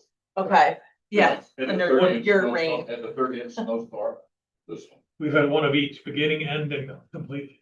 Yeah. So the procedure now is if the building does close, the employees that were scheduled to come in get made whole for that day. So if you're an hourly employee, you're scheduled to work today, the building closed, did not open, we just pay you regular pay for that day. If I or an employee had scheduled a vacation day for today, or had said, hey, I think the weather's gonna be bad, I'm gonna take a vacation day just so I don't have to drive into work. Those people have already received permission or been authorized to take the day off. So they would not get any kind of compensation. They'd be burning their leave time as they had requested. So that's what we've been doing. So I would like to bring that to personnel to actually get that put into the handbook. The other subject that we always talk about and wonder what to do, essential staff. So all the departments that I mentioned a little while ago, communication officers, sheriff's office, DPW, that have to work. In the past, if we've closed for the entire day at one time, we credited those people with 1 day of vacation time to use at another time, just to, I guess, basically, thank them for coming in and being here when nobody else could be. So that's what we've done in the past. If it's approved, I'd like to put that in the handbook so we know what to do in the future. We don't always have to second guess or wonder, and those people don't have to wonder. The other thing is if it's not for a whole day and it is something like an hour and a half, which is what just happened, do we want to credit them for an hour and a half? Or do we want to say if it's anything less than a half day or a whole day, we're not going to credit you, but if it is for a whole day, we'll credit you for 1 day. I guess I'm just looking for a little guidance or feedback as to what you would like to see happen if Brian? you could. Especially when it's weather related, they've got, when this happens, it upsets everything that was in place that would happen on a normal day if it wasn't all weather related too, so I have no problem with paying them for the hour and a half, cause they intended to be there, we closed the building. And they still have to work around the kids that are at home or whoever they gotta take care of that is also upheaved at the same time, so I would think we'd wanna pay them just as normal. I think the bigger question is the essential staff that did come in. Yeah, and as far as giving them a vacation day or something like that's not a bad idea, but on the other hand, their day didn't get upheaved, it's the same. And maybe there's a difference between a full day and a couple hours. Yeah, fine. Bob? Yeah, I think that's exactly. But I think there's a difference between that hour and a half and a full day. You know, when it's a full day, I don't. Then maybe half a day is cut off, I'm not sure. They haven't done that, I don't. Well, maybe we might have, I think when Kevin was here, there might have been a one. they closed early. Closed early. Yeah, You know, maybe a half a day is the thing, I think I might leave that up to whoever drafts the policy. Would point out that the whole last section there, closing the building, talks. Kind of runs around, I think that whole thing needs to be revamped, it kind of sounds like. But nothing's really changed since 2003. The highway department, the sheriff department, dispatch and jail, we're still open in 2003 also. But I appreciate Melissa wanting to clean the. lake. Yeah, no, it needs to be cleaned up, but I mean, it wasn't like there's a change, those people still all work back then, I think the way that was written, and that was before my time. Well, this is kind of, you know. Yeah, I think it was written for all the other offices Right. beyond those people, Right. that's, Yeah, this is the. that was their way to circumvent it, yeah. Dave? So the first paragraph, 2 sentences. I understand what you're reading, but I also think in the event of, it should state in the event of inclement weather. Employees have the chance to leave. If we don't close the building, so I think that wording should be in there. Yeah. They would have to use their own personal time for that. Right, yes. And again, that has to be the department head's discretion, because not every department can leave. Not every department Right. can allow. I understand that, but we should clarify that. Sure. So that people. And why should it be inclement weather? There could be some other situation that's unforeseen, I don't know what you'd call it. An emergency. Volcanic situation. smoke cloud. Yeah, that's place on fire again. But I mean, Can we bring it to personnel and I discuss don't it know that you further? wanna eliminate. All right, I guess. let's say I said one question, when you were talking procedure, were you talking about the procedure making a recommendation to close the building? Or just? No, the recommendation to close the building would be up to the chairman of the board.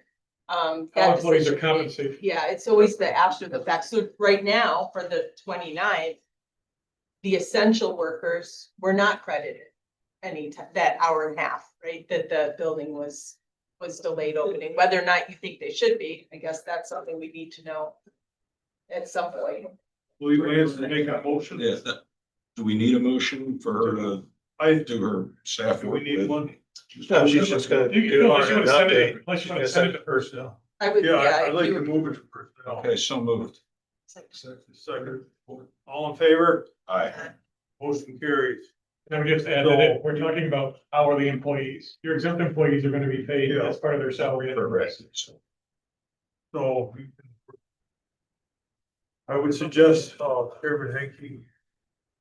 For perhaps you got so much exposure for experience going back in time Right. out here to craft a good, get more of the problems. Is that a polite way of calling you old? He's getting back. I haven't started. Right, that's right. I have just one quick other, and the only reason I'm bringing it up is because Lisa mentioned to you all about fraud in these sharks that come and send you letters. Oh, for $150, we'll get you a passport, or for $100, we'll get you a copy of your deed. One of the ones that I see in my office, actually I see two. I just thought, when I heard her, I thought it might take a second to explain to you. I see two. We've had some people come in with letters from, I'm not sure where they're sourced about their delinquent taxes. You will only get a real delinquent tax letter from me on my letterhead. You will never get a third-party notification about delinquent taxes. The other one that I really wanted to talk about real quickly, I've seen an increase in these letters from people that say, hey, you may have unclaimed funds for $100 or $75. We'll recoup those monies for you and you'll pay us 10% of whatever we recover. Those unclaimed funds are about a 30-second online application for you. If you go to the New York State Comptroller's webpage and you search unclaimed funds, you can literally search your whole family's names. And if you find something that he's holding, you just do an online form. It's not even a paper form anymore.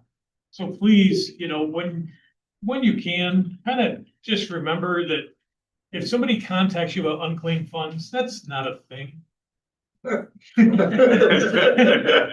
It's a way into your And funds. And I don't, hate that people are trying to, everybody wants a little side hustle nowadays to make an extra buck, but please don't, it unfortunately tends to work more on, clients that can't really afford it to work Right. on.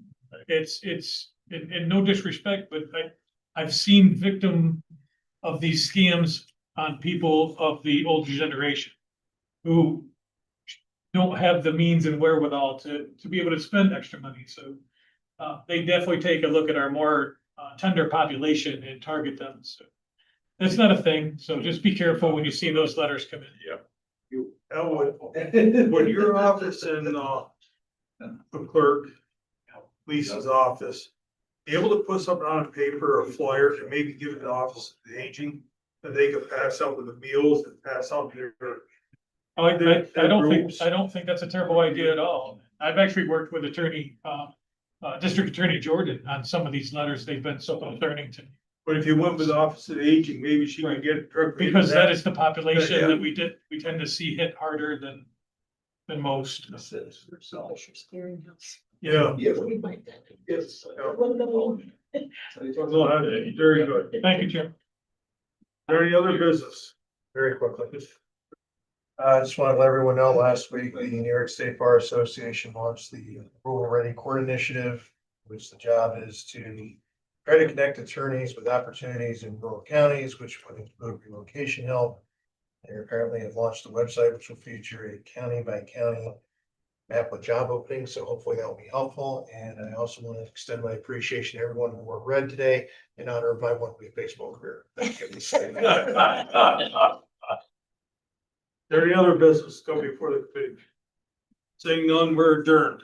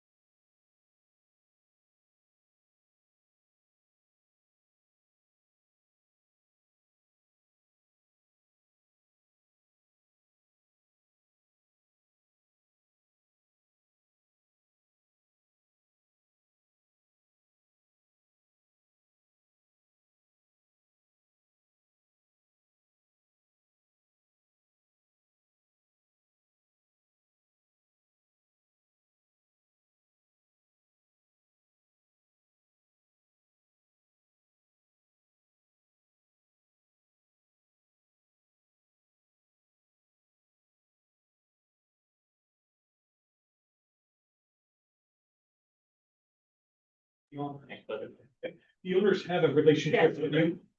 So I think that they're intending to, we have two across the finish line, that's it. Yeah, okay. Every night. Every night. Yeah. We still have our process.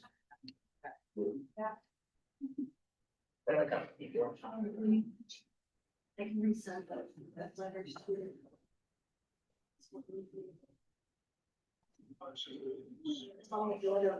So it's coming out to speak. They can send letter one.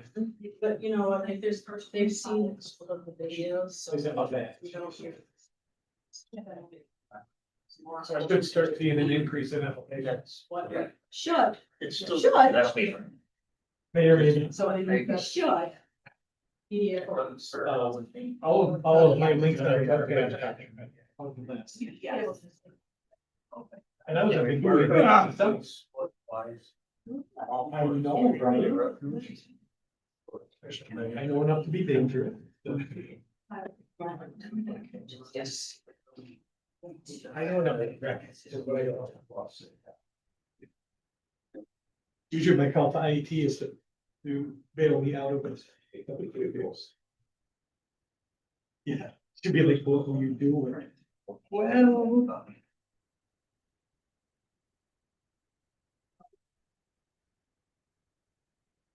City sticks forward and it's.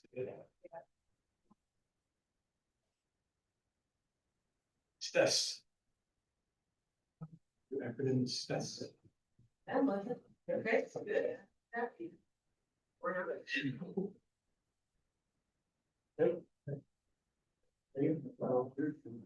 Okay, I'd like to, good morning, Lord. Good morning. I'd like to call the ag planning meeting to order. I need a motion to accept the meetings of November 25th by Scott, second by Jim and Sue. Any further discussion, admissions, corrections? All in favor? Aye. Hearing tourism presentation, Black Dog.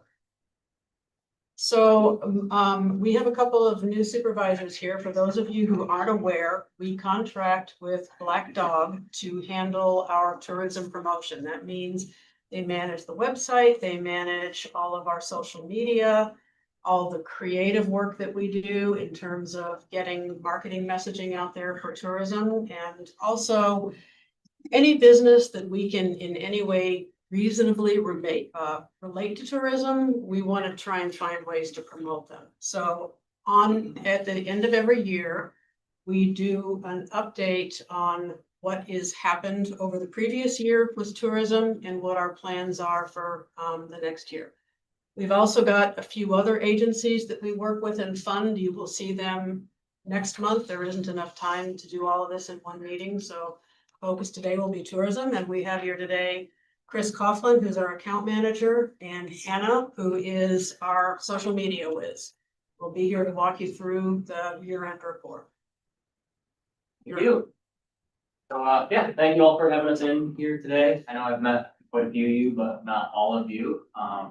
As Laura mentioned, I'm Chris, and this is Hannah. We're from Black Dog, and we'll walk through everything that's happened over the past year, touch on some highlights, and then also we have some slides at the end looking forward to next year and for this year, actually, and what we're planning to do for the remainder.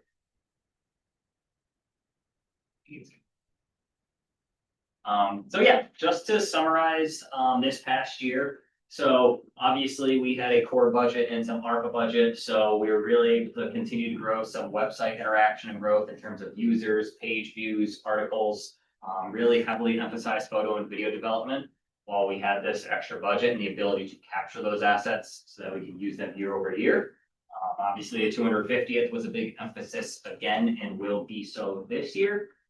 We started focusing even more so on business features. So our How It's Made series, focusing on makers, crafters, artisan goods in the county, as well as some employers in the county.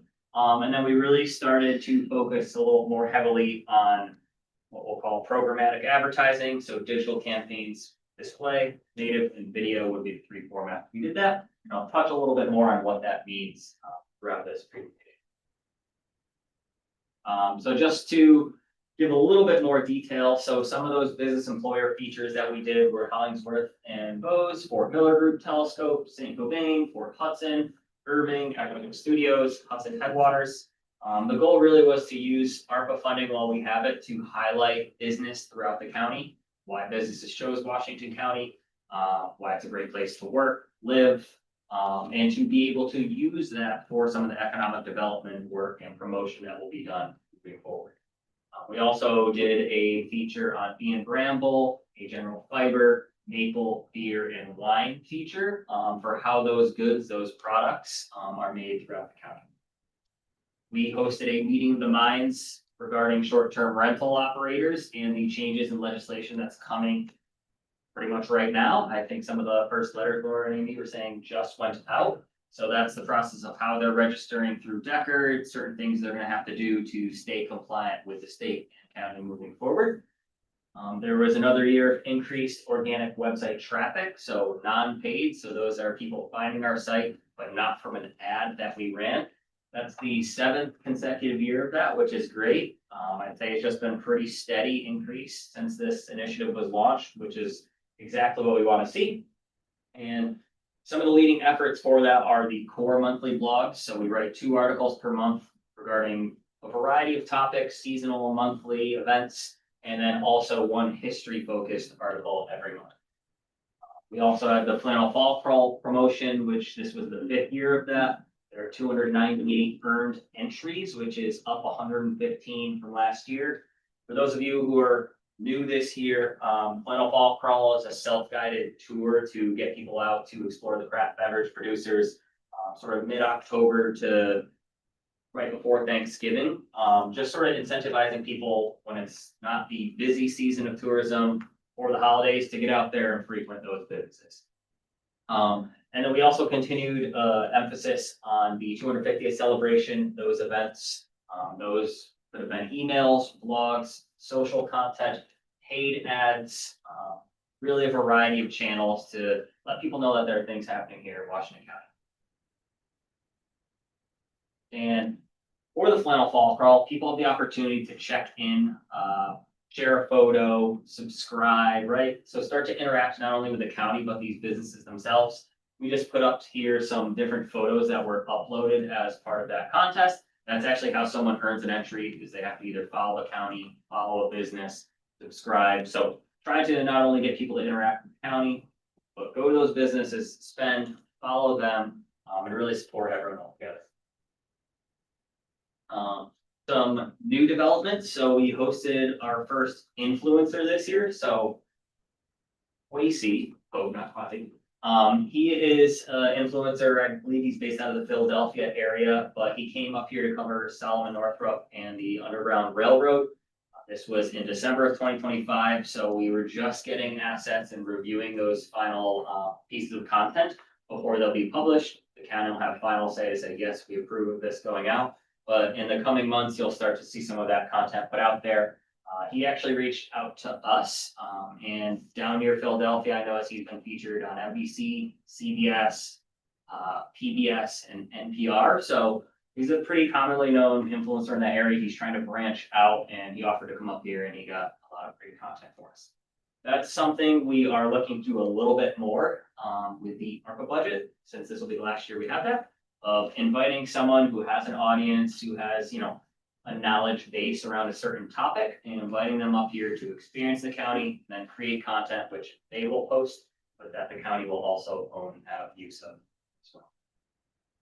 We created updated maps. Anyone that went to the fair knows that those are always a hit every year. I think we've had the old ones kicking around for a long time. Since those were getting a little lower, we updated those, so now they are branded with this blue and green Washington County tourism branding we've been using. They highlight a little bit on each town, the different trails, and then the GIS version of the actual county map is dropped in there.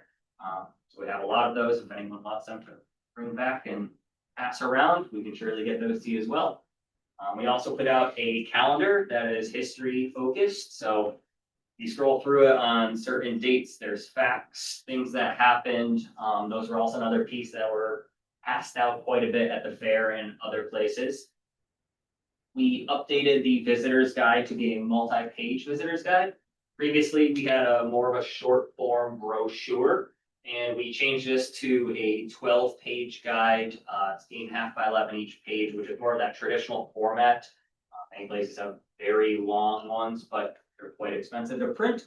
So we just increased it to a 12-page, 8.5 by 11 format, and it's used digitally now. In the future, who knows, there may be a short run of printing for certain things, but users can go online, provide their email, access that, and then get that guide. And then lastly, just last month, we had the Henry Knox Trail reenactment. So there's quite a bit of promotion that went for that. I believe the weather was not the warmest that day. But yeah, there was a landing page, promotional materials, digital ads going out, emails. So there's quite a bit talking about that reenactment. And then something which we'll see also towards the end is the economic development logo and brand. So moving forward, we're going to have a logo and a section of the website that will focus on economic development. So doing business here, why you should choose here, how to get started, different resources. It'll also feature some of those employers that we talked about. There's some success stories in the form of videos that we have, and I think we can play today. I don't know if the sound will work at the end. And then we'll also have the opportunity to publish articles and do a little bit of content moving forward to start to build some momentum and more of a presence for why should a business come here? Why should a business expand here in Washington County? And lastly, we received 1,700 new visitor guide requests this past year that covered 24 states, 4 provinces in Canada. I even saw one in Great Britain when I was going through there. That was slightly down from last year. A big lead generator for that is the Haunted History Trail that we're a part of. And people can opt in as an email subscriber and request a visitor's guide. They notice a little pullback in terms of their website traffic, things of that nature. So I think there's a little bit of that we're experiencing as a byproduct as well. But again, that's something we'll want to continue to monitor year over year, because that's something where it starts to drop off further. We definitely want to think about the membership. What are the benefits we're getting? How do we analyze that? And lastly, that 14,000 number is actually the number of email subscribers now. Should have a little clarification there, but that went up 3.4% in the last year. Not as strong as some of the previous years, but still went up, which is great to see. A couple points of emphasis I know for this year moving forward are the email strategy for gaining subscribers, as well as addressing open and click rates. Because while, yes, 3.4%, it went up, that's great, but it's a little weaker than years past. And then in terms of video, so we've obviously put a big emphasis on capturing photo and video, and not only creating, call it a 2 to 3 minute featured piece, but short form content, which can be shared and published on social media. So during the Capital Saratoga Region annual report, I don't know which exact presentation it was, they pulled up 4 of the top performing social media videos over a 12-month period, and 3 of them were Washington County videos. So the Washington County Fair video was the most downloaded of all of them. And then the other one was the ATV tours and Salem artworks there. So that's great to see that not only is anything that's being pushed out through the Washington County channels doing well, but that these assets are performing well side by side with our regional peers. And obviously there's 6 counties that are a part of that regional TPA there: Albany, Fulton, Rensselaer, Saratoga, and Schenectady.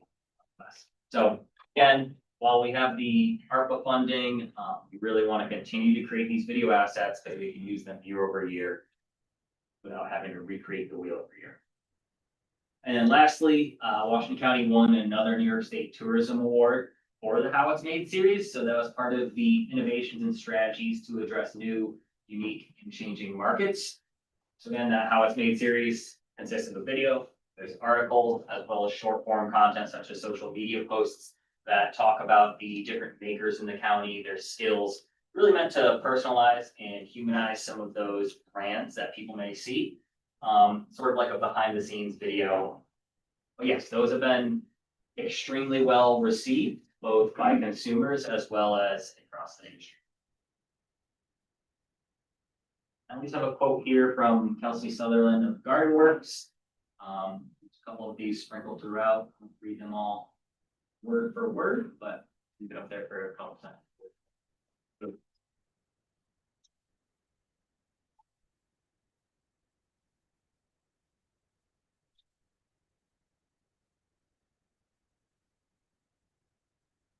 And then now we'll start to get into some of the analytics for some of the channels. So we'll start with the website. So how many people viewed our website in 2025? We had 148,000, almost 149,000 users and 249,000 page views. So compared to last year, we saw an increase of 27% for the users and an increase of 15% in page views year over year. So again, if you look back even to 2023, and if we had it going further, it's really been just sort of steady growth year over year, which is what we like to see. More sustainable, obviously, than if we saw an 80% jump once, and then it's hard to maintain that. The page views, is that just a click on the page, or is there, do you have any stats about how much time they spend on?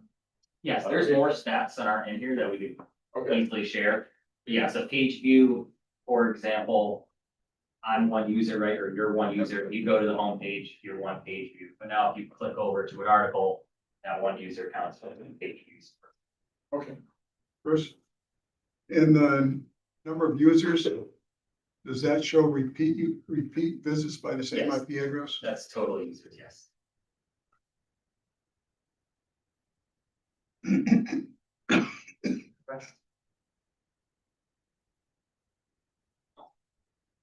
And then where are these visitors coming from? So we have the top 10 cities listed as well as the top 10 states year over year.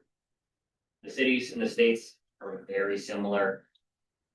You may recall, yes, we've seen some of these things here, but there's a little shakeup. Obviously, we can't define every single city, so that's going to be the largest amount of people. Ashburn is where there's a lot of data centers, so that is very common in Google Analytics to have Ashburn, Virginia show up. But as you can see, there's pretty much some consistency year over year here with Saratoga, Albany, Glens Falls, Troy, but then also New York City, Boston, Syracuse. So both somewhat locally as well as branching out to these drive markets that might be within 3 or 4 hours. The states, obviously, New York is going to stay number one. It'd be great to see Vermont jump up a little bit more. It seems like it's been hovering between 5 and 10 on most years. But again, a lot of these states are pretty common, Massachusetts, Connecticut, specifically being right up there in the top 3 to 5 year over year. And then how are website users finding us? So 38% of people are finding us from social media ads. That means we're paying for ads, they're seeing something and they're clicking through the website. 23.3% found us from searching Google. I put the increase from from 2023 there, just because we have put an emphasis on that organic content creation, because we know we're not going to have as much media purchasing when you consider ARPA budget, things like that, once you finally get to 2027. So we want to really focus on the content creation. 18.6% typed in the website directly, meaning those are probably repeat visitors, people that know Washington County. 4.4% were from organic social media. 4.2% were from display ads. That's actually was under 1% last year. And that relates to the programmatic advertising, which I'll talk about a few slides after this. And then 2.6% of users found us from other sites. So they could be on lakegeorge.com, a business listing, whatever that could be. And the typed in website would actually also be anybody that had you in the favorites that go there often. Yes, or for example, they could have taken a rat card at the fair, right? Typed in the website and rat date, so those are. Yeah. And then to touch a little bit more on organic search traffic specifically, so people are searching, Oktoberfest events, haunted barns. I think that's a blog. We'll see in like a slide or two here. So not just things to do, but something very specific. So organic search traffic increased by 31% over the past year. And if you consider the past 2 years, it's actually up 78%. So that emphasis of let's create more articles to put more content on the website has been doing well. That's encouraging to see, when we've heard from some industry partners that it's becoming difficult to continue to grow traffic when things like the Google AI overview and ChatGPT are being used more and more by people to find answers, and they may or may not be going to the sites anymore. So as long as we're able to see steady increase there, we feel, hey, yes, let's continue to create this, this content, getting people to the site, they're engaging with it. It gets more eyes on the initiative. And then here's a list of the top 20 pages that were visited the most over the past year. Events is number 1, homes 2. I believe those flip-flopped, I want to say, from last year. The fair is usually in the top 5 almost every single year. And then anything underlined here is an actual article. Last year, 9 of the top 20 pages were blog articles. This year, 8 of them are. So for example, my point, someone might be searching, haunted barns, Oktoberfest events, October events, cozy restaurants, winter activities, like things like that. They're a little more specific in finding Washington County, learning about those different businesses, events, whatever they may be. And the consistent effort, at a certain point, obviously, you can see those 8 will add up to a pretty significant amount of people getting to the site, learning about the county, viewing those businesses or events.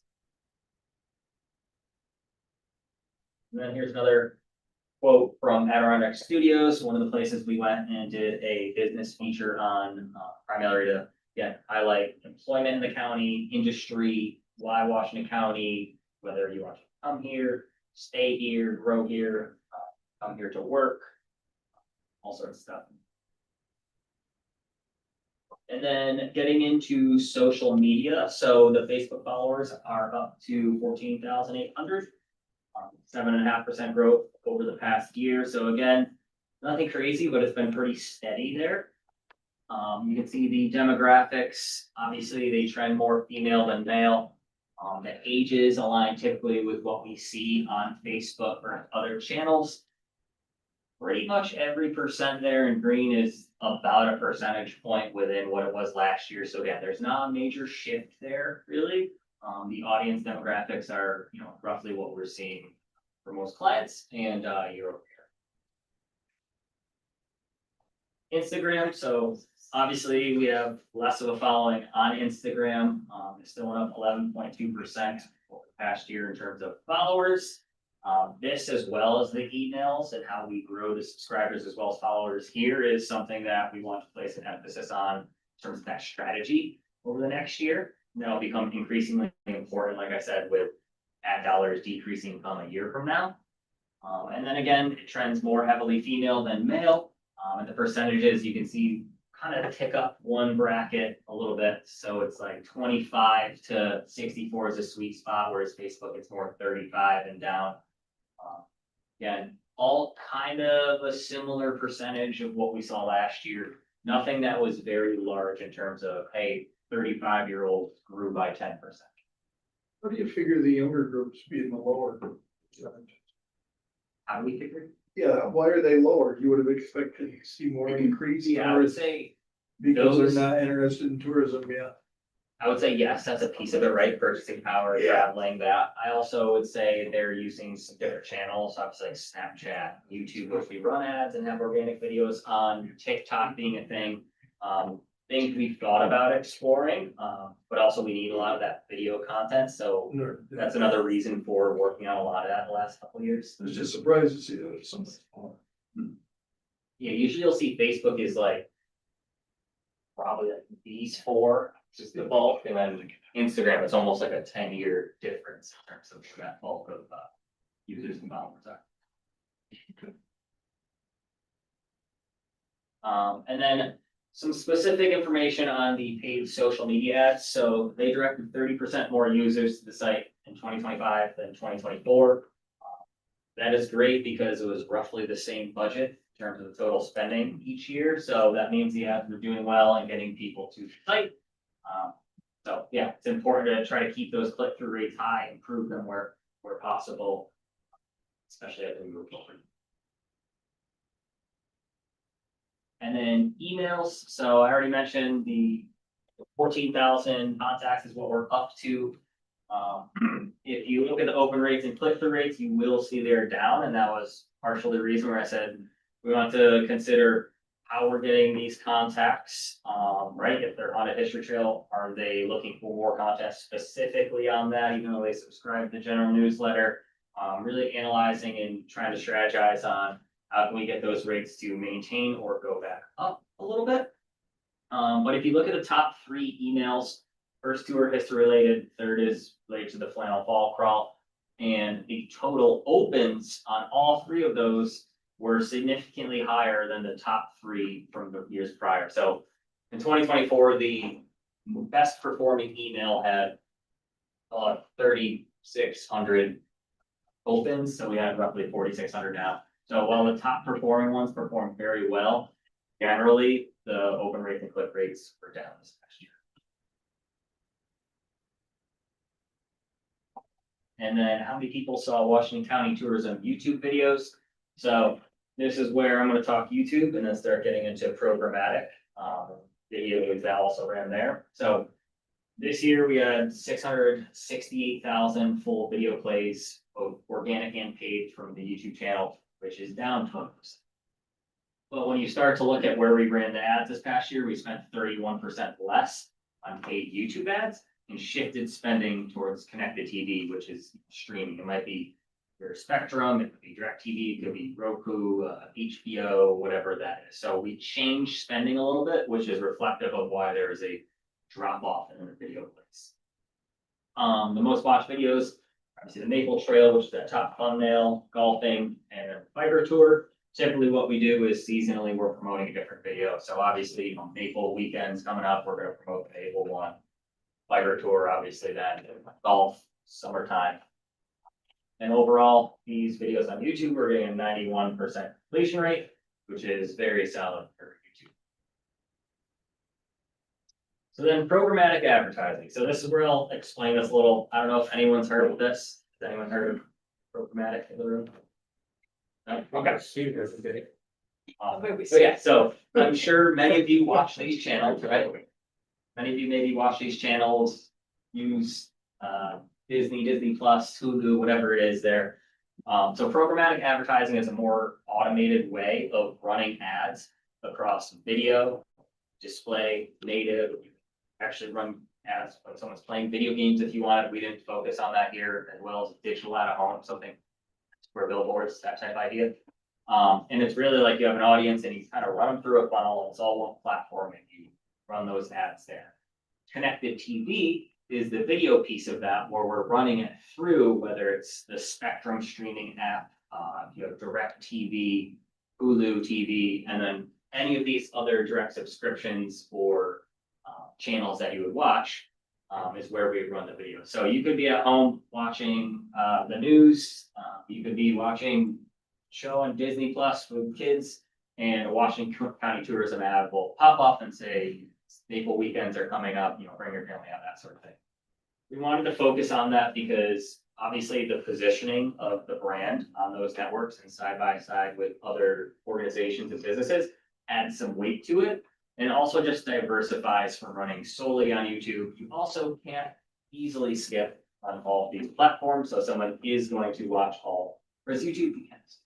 So that was the reasoning for expanding beyond just YouTube to run ads through here. And then we also shifted the display and native ads here as well. Those would be the ads that if you're on homepage of like Yahoo, I think it's my homepage, you have the ads on the sidebar. Sometimes they're next to your email there too. So all those ads were also ran through programmatic advertising platform this past. Any questions? I know that was a lot. Yes. So do you guys get information, or does the computer get information about what our spending habits are, what our viewing habits are, and you guys choose a demographic off of that? Yep. So pretty much the same as we would do with social media, we would choose demographics through this, right? Someone that's interested in history, someone that's call it a foodie or something like that. It functions the exact same way. You're just targeting or running, I should say, through different channels. Yep. So then a little bit about the connected TV. Obviously, you can see the spend was a little over $10,000. with 582,000 impressions. Completion rate was almost 99%, because again, it's harder to skip those. Most of those platforms, you can't actually skip them. But when you consider the total video impressions across YouTube and connected TV for 2025 versus when we only ran them on YouTube in 2024, it increased by almost 50%. Can you define impressions? Views. What's that? So if you saw the ad while you're watching TV on Hulu. That just means you got count viewed. impression, yeah. While we did increase the spending here, which is, roughly almost equivalent, you can tell. The reasoning for that is because people are consuming content more and more through video. That's where preferences are, that's where people are looking for things. So we want to obviously capitalize on how people are looking to consume content. And obviously connected TV is roughly a 7% video completion rate than YouTube. So overall, we would love to continue to do this and highlight those videos, not only on YouTube, but also connected TV. Because it's just you're reaching more people in their homes, different ways that they're consuming. The idea is to get them, if they view that, they're actually gonna go online and search out more. Yep. Yeah, so like based on IP addresses, we're then able to target people through a display or native ad, right? Like a little image ad in the sidebar after you saw that video. So you could be like, oh yeah, it's my kids or whatever. We were watching Disney or whatever. I got the Maple video ad, right? Maple weekends are coming up, and then you're getting retargeted through things like display. But this is like when it comes up on your TV, so I have YouTube TV. Yeah. It'll come up and say, click here to send this to your phone, and then. Yes, yep, exact same thing. Although YouTube is its own thing, so YouTube TV, all that, but the exact same process like that. Yeah. And then you can obviously see display native, we spent $28,000 there. We shifted away from running a lot through, call it local/regional publications. In years past, we had call it a plan where it was like, we're running 8 pieces of content. It's going to target people all throughout the county, but also a little outside of it. And we wanted to reach more people that weren't necessarily locals. So we shifted some of that traditional media into this display and native over the past year. And obviously, I would say the 6,500 and the 5,000 clicks to the website from each, so 11,500 total, was definitely a lot more than what we were experiencing when we were running it more through a publication, whether it's locally or regional, might be print with a social media post on their page. So that was the reason is over the few years prior, we were noticing not as many people getting to the website or interacting with us if we were to run something through a traditional medium.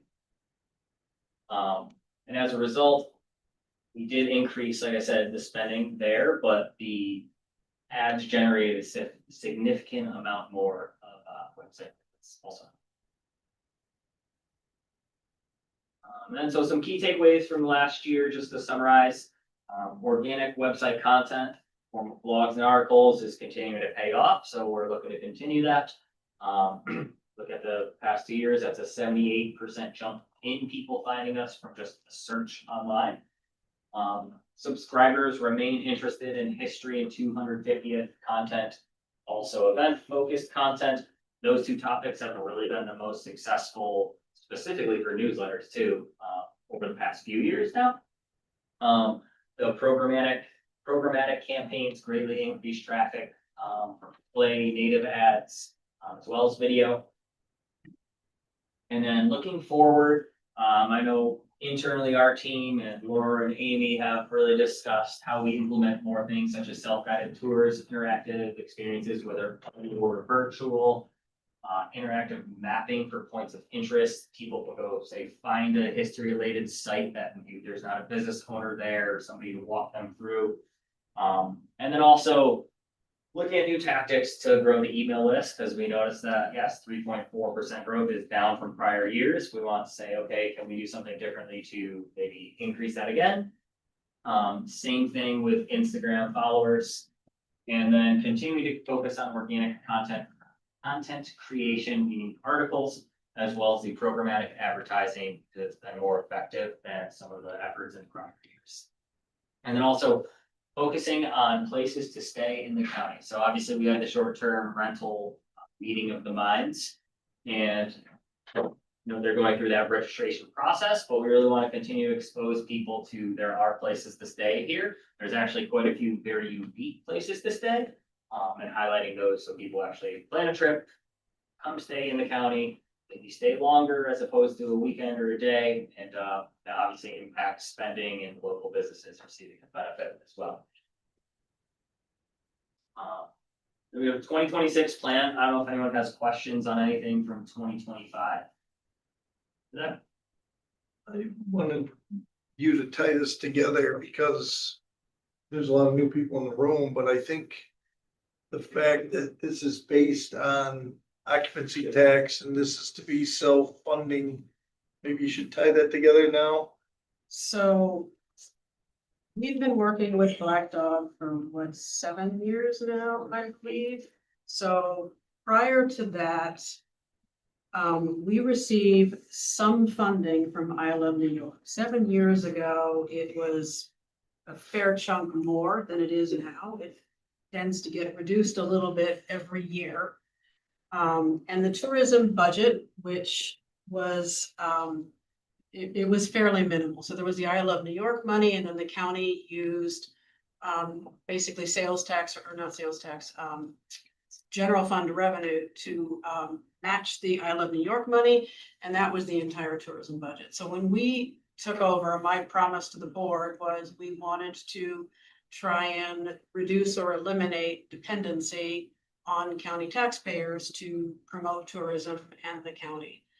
So every year for the last 7 years, well, so to go back for a second, we came to a voluntary agreement with Airbnb in which they are remitting occupancy tax to us on a voluntary basis. So as we do more advertising and more people stay here, we get more and more occupancy tax. So therefore, tourism budget and the revenue that we're generating has gone up a little bit every year.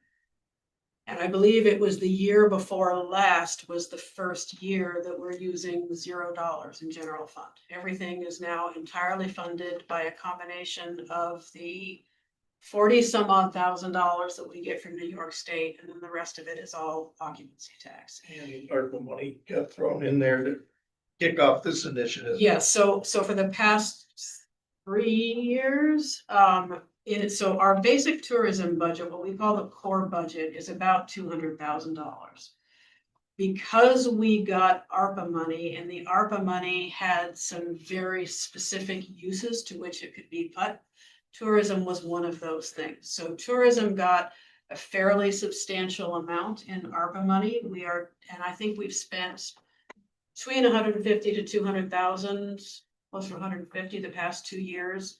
And one of the things that we'll do later on today is roll the rest of the final amount of ARPA money into this year's budget, because it has to be spent, and then the ARPA program closes by the end of this year. So we still have 195,000. So once that ARPA money is gone, and we've used a lot of that money and a lot of the video content creation, our tourism spending budget will reduce significantly, because we will then be down to just the core budget. So what we do from there will be dependent on some of the things that you're going to hear in plans today, because we are also expanding, moving further into trying to create content more related to economic development.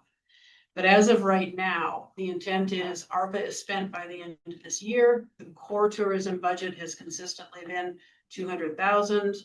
And then moving forward, we will either keep it at that, or the board may decide they want to do something different, or whatever the case may be. But as of right now, all of our tourism programming is not funded by county taxpayer dollars.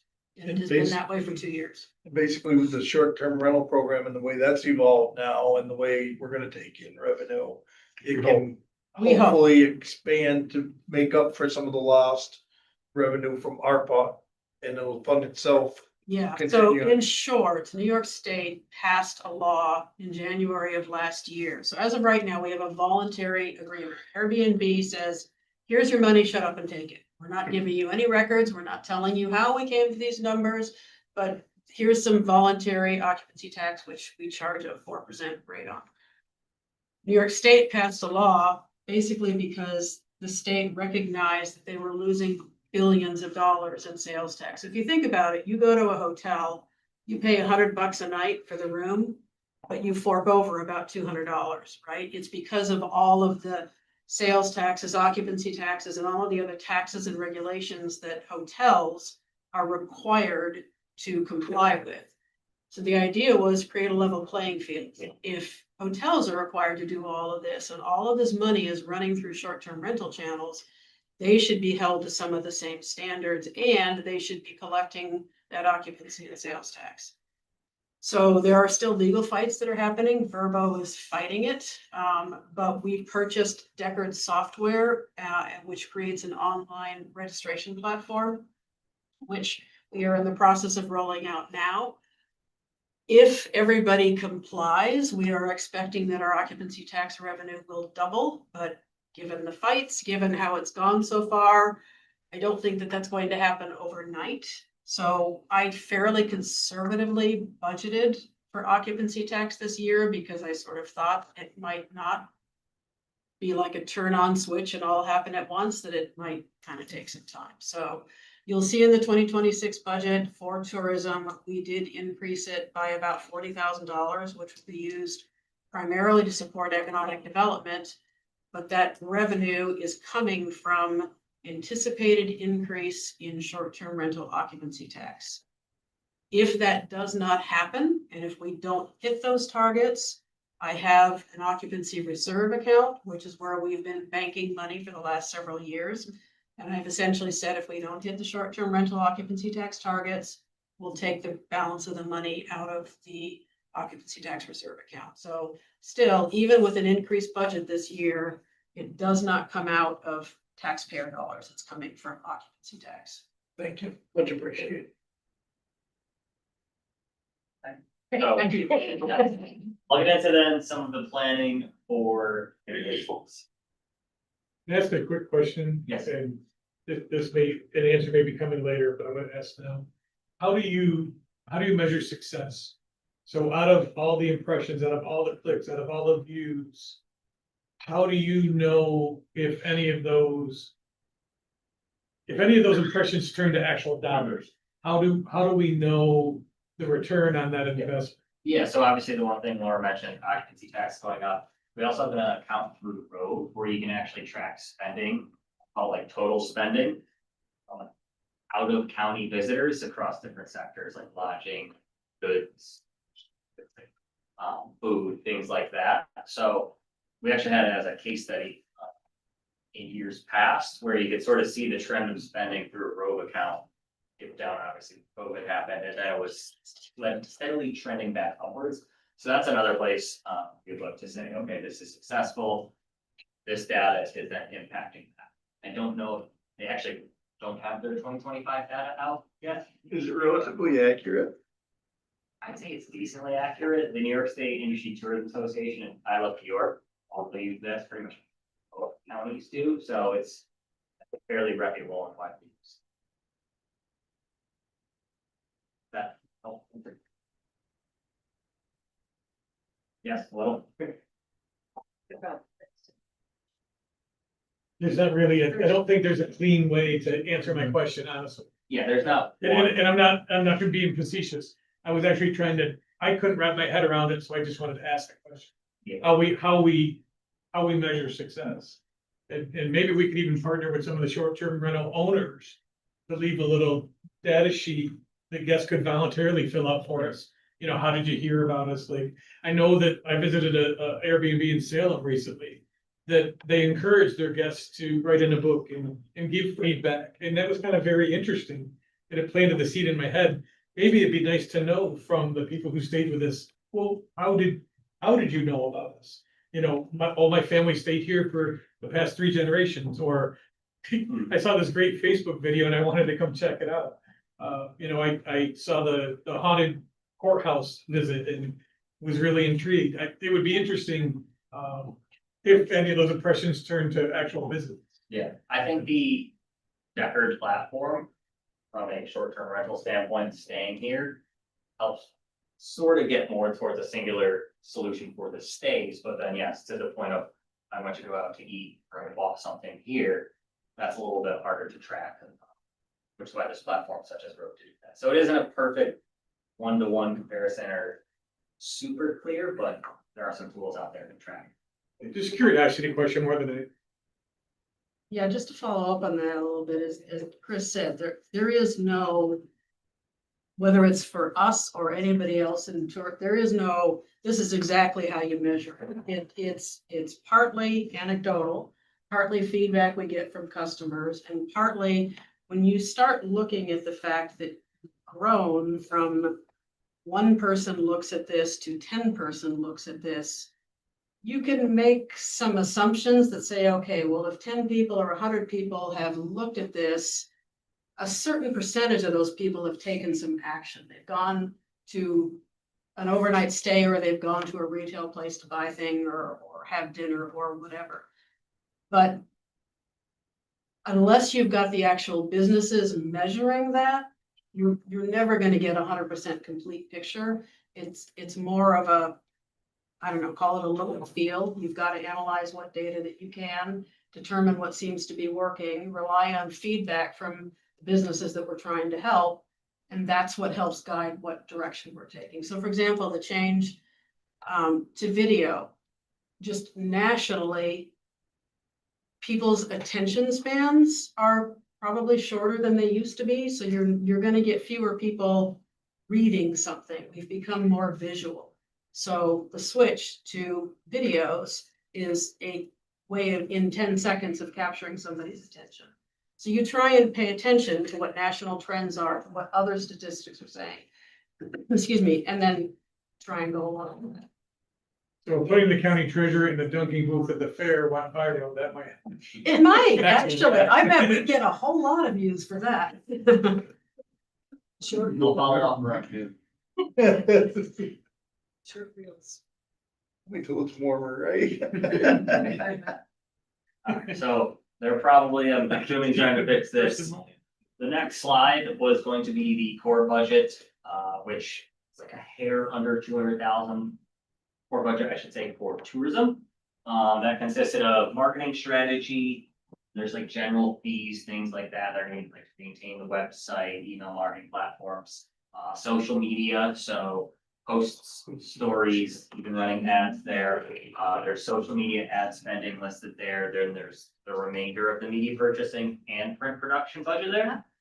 There's an email newsletter line item, article creation, website updates, like development, actual content updates, graphic design for any ads or pieces we need to create, such as, update the visitor's guide or map or something like that. There's photo and video line item to continue to go out there and do shoots. Something that was new was the Adirondack and Lake George Chamber membership that was listed there. There was also dues for the regional TPA, the Capital Saratoga region. I forget one line item as I'm going through there, but in general, nothing was new other than the Adirondack and Lake George Chamber membership, which was $700. Yeah, so let me just point out that those chamber memberships were part of my planning budget. But because of the budget emphasis last year on reducing budget, I shifted those memberships over to the tourism budget.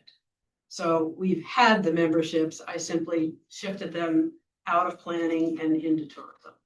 Again, because that then means we're not relying on county general fund to pay for those memberships. And maybe where they belong more to. I'm going to say that may be a more appropriate use setting. Then anything else, there were some subtle changes, for example, between say marketing strategy, web design, graphic design. Like I said, small minor changes, but those are things that are primarily what we're seeing based on how much we're spending. Like if we went over 1,000 on one, but had 1,000 left on another at the end of the year, it's like, okay, let's shift priority, try to make it come out to 0 and 0 as best we can. But overall, nothing was really changed or new, I should say, other than that chamber membership. The next piece was the economic development core budget deliverables. That's what Laura was mentioning in terms of adding on. So when I brought up earlier that we created a brand and a section of the website, we'll now have the ability to feature more success stories, articles, and pieces of content related to economic development side of things, as opposed to tourism, because they're definitely distinct audiences there. So in terms of the budget for 2026, and what we want to do is we want to start to activate that brand, that section of the site. So that will be done through some social media advertising, organic social media, I should say. Not as much as tourism, but just something to make sure we have sort of this digital presence, some content up there for people to view. Also some emails to start interacting with businesses, try to grow that side of it. We can use the same account, so it's not like there's be an increase in plan there.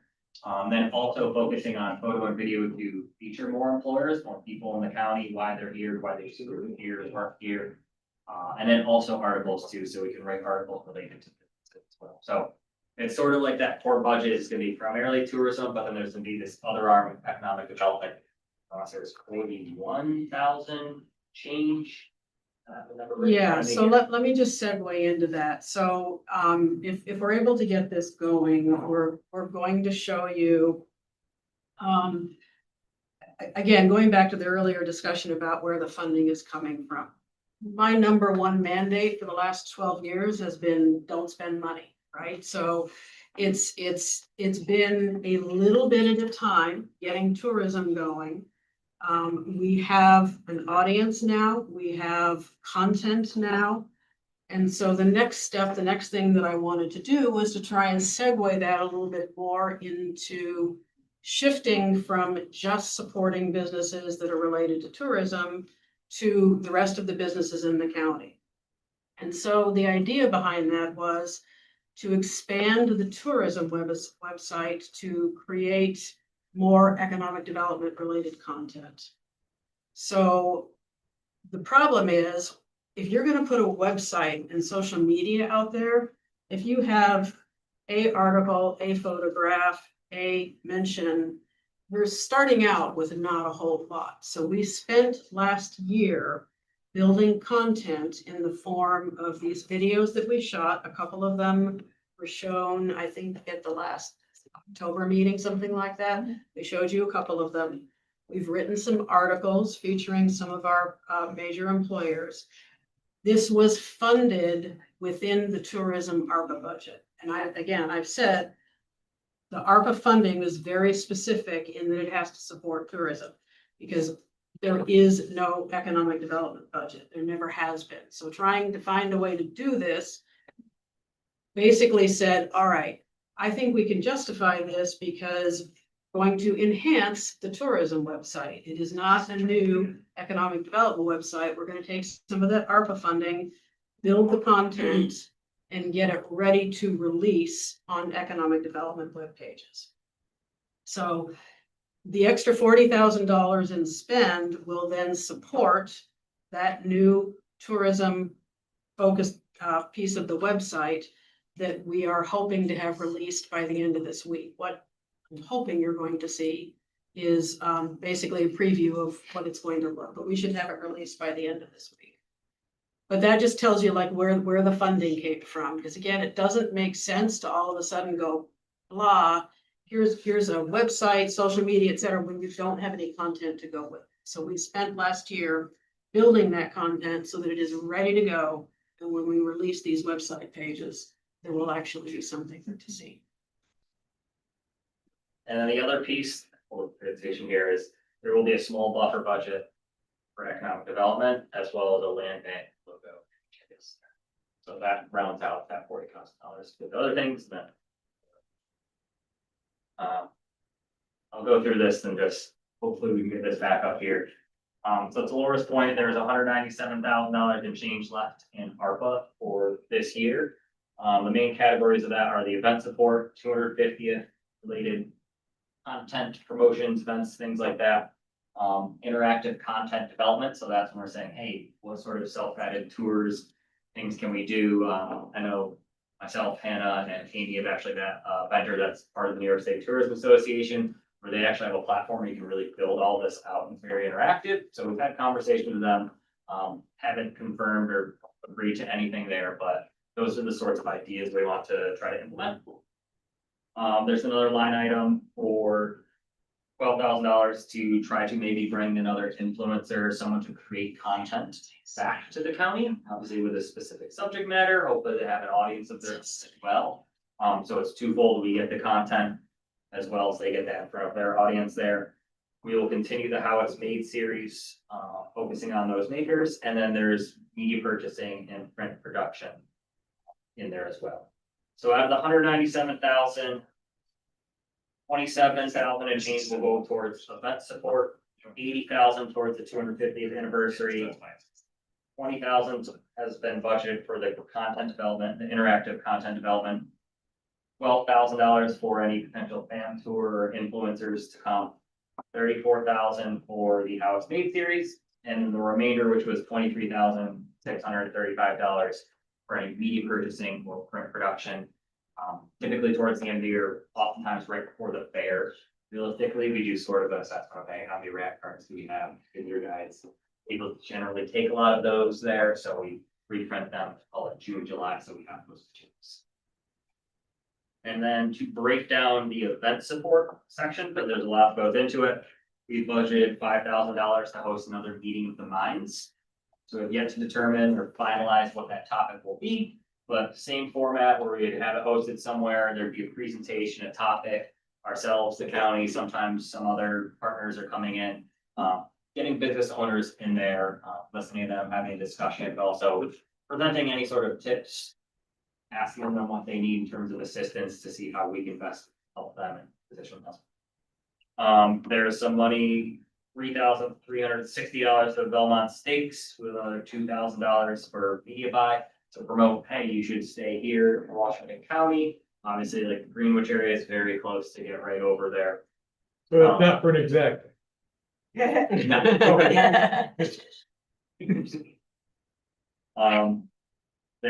$3,600 for the flannel ball crawl, and $3,000 also for the media purchasing and print production for that. So that would be the ads we'd run telling people it's coming up. There were some flyers and even like posters that were given to a lot of the producers in the weeks leading up to that, so that people that went there think, oh, hey, I should come back. When that's going on, share, tag this, snap a photo, and be entered to get a gift card to one of their favorite producers. And then there's an additional event support, $10,000 line item, which is, hey, we know that the Whitehall is going to be having an event. There's going to be an event at the fairgrounds. So we want to make sure that if we need to pull from some of the 250th budget, we have a little bit extra for events here, whether sponsorships, staffing, like whatever sorts of needs arise. Under the 250th section, there is $20,000 for those core events, event support. So it would be like Whitehall event at the fairgrounds. There's $15,000 for campaign management. That's us to create the general history and 250th related content, their ads, emails, blogs, those things. There's another $20,000 for media purchasing and production. So obviously with a couple of those events, you know that there's gonna be things we gotta print, need to promote those as well. So that's what that will be used for. There's $10,000 in here for educational support, which is the county historian, the new item. And then there's another $15,000 for promotional items and production. So obviously, we're hoping that those two events in call it the coming weeks and months are planned out, and that gives us a better idea for any of those media purchasing line items or production support line items as well. So we can say, okay, here's where we need to put this money to help support that event so that it's promoted, people show up, and then the day of, it's a good experience and everything. So that. So I'm assuming that this money that's from ARPA that has to be used, some of that content will be formed that will come out next year. So generally what we do, and we carefully separate the core budget from the ARPA budget, because the core budget is stuff that is ongoing and we're going to do every year. And the ARPA budget is intended to be more like one-off content. And again, that has to be spent by the end of this year or we give it back in that. So, what we do during the year, because we need to be able to be responsive to emerging needs, is we may shift some money from one line item within the core budget to another line item. Same thing with ARPA. But if we want to do something new, we will always come back to the committee and say, hey, we're gonna try something a little bit different. So we've created another line item within the budget. We're gonna shift some money from here to do that. But typically speaking, on a general basis, we predict as much as possible what's going to go into every line item. Maybe a little bit of shifting happens, but we'll come back if there's anything new, which is what happened when we added the economic development of that website to the ARPA funds last year. So I think it's kind of hard because you don't have the budget numbers in front of you. What we're trying to do is set up so that we can at least show you a website. I think, give them, if there are any questions about the budget, we can give you a handout or send you the slides from this presentation, or it's actually in a PDF. Questions? I just want to go back to what Al was saying and what you were saying about the short-term rentals in the registration fee. I know that I typically put in like the calendar and different things from the county. And they always go away. Hopefully people are looking at them. Okay, and then leave a journal.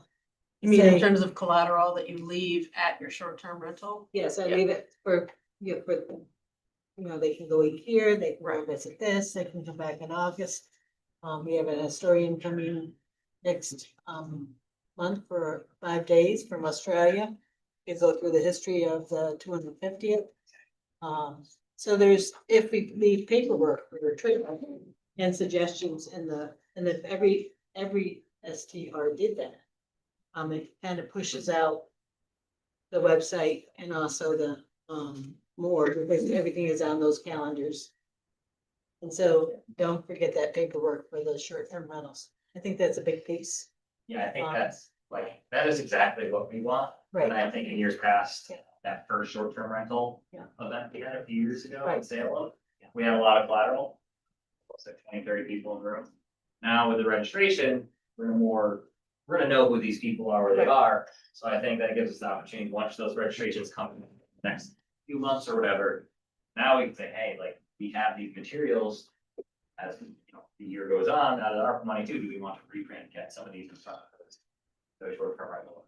And one of the things, now that we will have addresses and specific places where we can potentially reach out to some of these short-term rentals, we can offer that collateral, which we haven't been able to do that yet because there was no way for us to identify where these short-term rentals were, because Airbnb and Vrbo, et cetera, they won't share the information. So we relied on them to talk to each other or to contact us, or sometimes we would find them, but so that's one of those things that may change. Is as we now decide we've got more of a captive audience and we've got information that we want to be able to give to them to give out. We may end up developing something different or some other way to reach out to them. Laura, I love the investment in the website. What's the post-launch plan? Because the best websites are the ones that the content is kept fresh, right? So some human being is gonna have to take over. Like, is that a Black Dog thing? Is that a county thing? Is it a partnership thing? Yep, say partnership within that roughly $40,000 budget that Laura was mentioning. We'll be creating some social media content as well as articles, and we have a photo and video section as well to highlight some more businesses throughout the county. So we'll be using that to maintain the website, to also push some content out. We're not running any paid ads for the economic development piece yet, but we just want to have more of a presence with some active, up-to-date content. So the way that it works right now is that Amy has access to all of the social media accounts.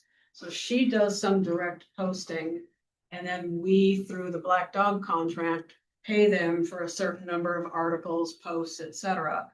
But obviously what you don't want is several articles about the same thing. So anything that Amy posts is coordinated, because there's actually a schedule of what topics we're going to release information about. The same thing will happen with economic development, and it will just continue to coordinate who's posting what and when it gets posted. Because simple things like the photos, the videos, just the content turning over freshly, right, is fairly important to a successful Website. Exactly, yes. It keeps you up on the SC. Yeah, like Laura said, we have a standard calendar each month. And then anything pops up, usually we're in touch with Amy. That piece of content. Okay. You got it?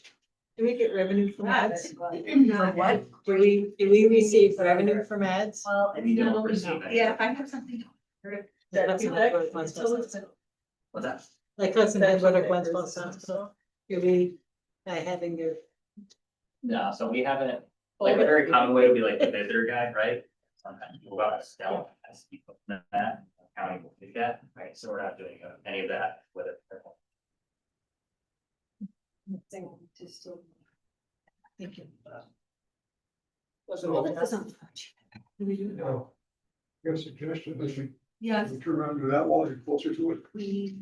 I get a little bit. I'm just saying that's quite a part. of You will business be way. sent the full video presentation. Yeah, so we have a presentation as well. Thank you. I guess here's my $10 today.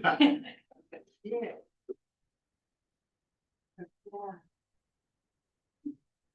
Oh, it says moves the thing. Oh, is that? No. Work? Probably that was nice. Balls.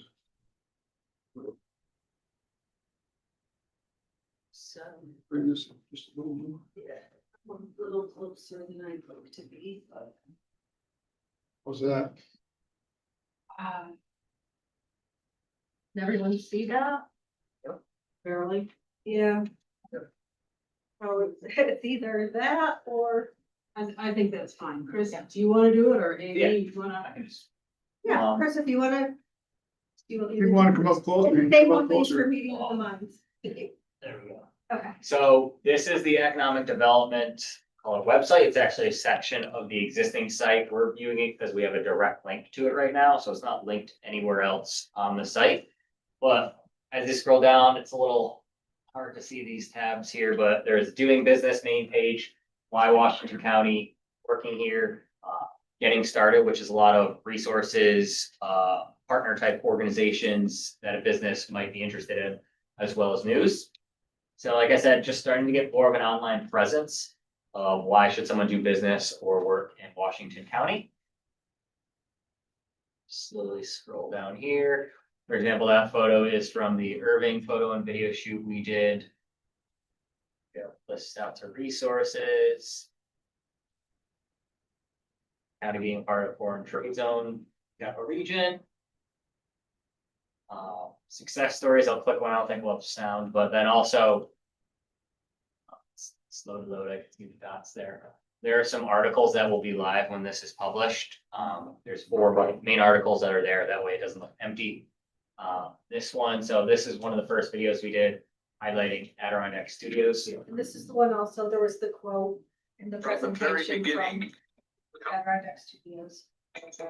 there's certainly many craftspeople who have come to our doors that are local based. The people who have come to us from far away are all people who want to be here in Washington County. Being where we love to be is really key to the whole thing, and we decided we all love to be in this part of the world. We were scenic builders out of New York City. We had various backgrounds, but mostly it was in just carpentry and building shows, corporate meetings, special events. And when we moved up here, we thought that's what we would be doing. Sort of morphed into a whole lot of other stuff eventually.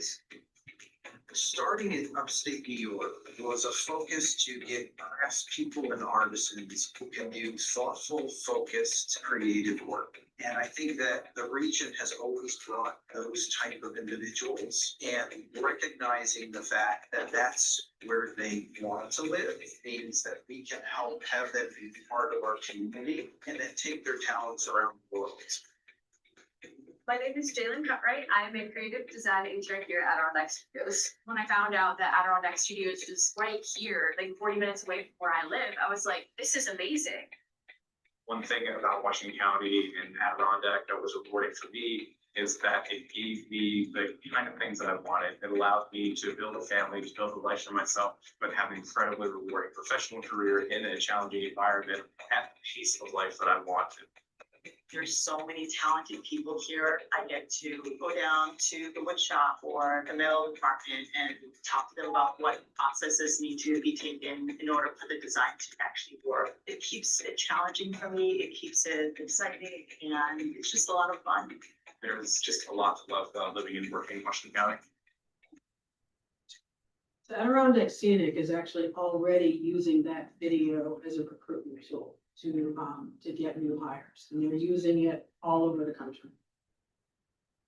And that's one of five, six that Five or we six shot that so are far. approved. So we're not gonna show them all to you now, you can go onto the site and look at the rest of them later, but that's an example of what we've been doing. And once we obviously get enough of those with some of that budget, we would like to do a sort of compilation featuring the different businesses and be able to work in some more of the short form video as well. So it's really get this foundation up, create content, keep it active, make it look up to date, and obviously capture a lot of photo and video that we can then use year after year. A great idea, though, sharing the asset with the business, so they don't have to invest their own dollars, right? They now can use the asset that our tourism dollars paid for their recruitment. That's a great idea, letting the asset be used by the business. That's awesome. And what a change in 10 years from when I first sat in a tourism meeting. We didn't have tourism. We didn't have to, remember? Yeah.